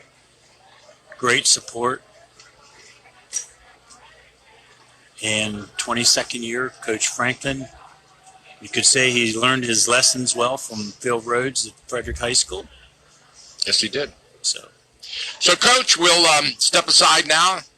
we'll say goodbye, and you and I will be back in the fall for some football. How about that? Do we take a little summer rest and relax, get a little sun, have a little fun, you know, get out in the water a bit? Get back to a good, normal fall football season in Frederick County. Oh, amen. Always exciting. Amen. I'm looking forward to it. And it's a little summer rest and relaxation for everybody. I hope everybody has a good summer. Stay healthy. And we'll be looking for you to join us in the fall. Finally, we want to thank our sponsors who were with us for the whole year, this crazy, crazy year of high school sports. Blades and Fades Grooming Lounge, located on Motter Avenue in Northern Frederick. Check them out today. Great place. Go over there. Tell them thank you. Thank you so much for sponsoring this high school sports season. For Center of Life Chiropractic, Dr. John and the whole crew, what an amazing job they do day after day, year after year for the people in Northern Frederick County. Thank you, Center of Life, for sponsoring this and making this possible. Go down and tell Dr. John thank you. And finally, Gettysburg Auto Auction. What can I say about them? They have just been there for us for years now, several years. Gettysburg Auto Auction have made it possible for you to watch these great high school playoff games, the drama and all of that as a result. And finally, I would be remiss if I didn't say thank you to all those great Cougars fans, Frank Davis and the group, who put together the money to bring this video feed to you last week at Northern, this week, the state championship. And what a video it was. And ladies and gentlemen, this will be available online in the audio vault, WTHUradio.com. Just check it out. Go to Audio Vault, click on high school baseball, and you can watch all of the games. Send it to your friends. Send it to anybody who missed it and wants to watch this game out. It's going to be there, play-by-play and everything for you to enjoy. Thank you, thank you, thank you. On behalf of the entire Cool Oldies 1450 team, myself, Michael Betteridge, Coach Rick Little, great to have you back in the booth. And Hollis Zimmerman, our production assistant. Thank you, Hollis, for an amazing high school sports season. That's it. It's a wrap. We love you all, and we'll see you in September. Isn't that a song? That's an oldie song, isn't it? Yeah. Hollis is shaking his head, yes. All right. Once again, I can't resist the Cougar snarl to get us out of here. Enjoy all.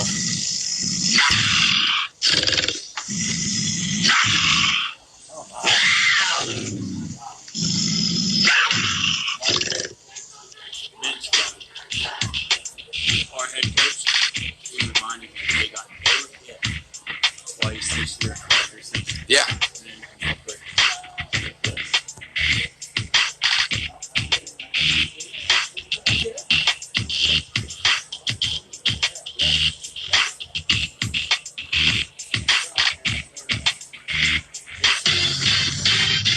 It's 4 p.m. on the station serving the Catoctins with the greatest hits of all time. 1450 WTHU, Fairmont. USA Radio News with Tim Berg. It's been a roller coaster ride on Wall Street as the Dow at points of the day on Friday has been down over 500 points during trading. The drop came after the Fed Reserve pushed up its schedule for interest rate hikes.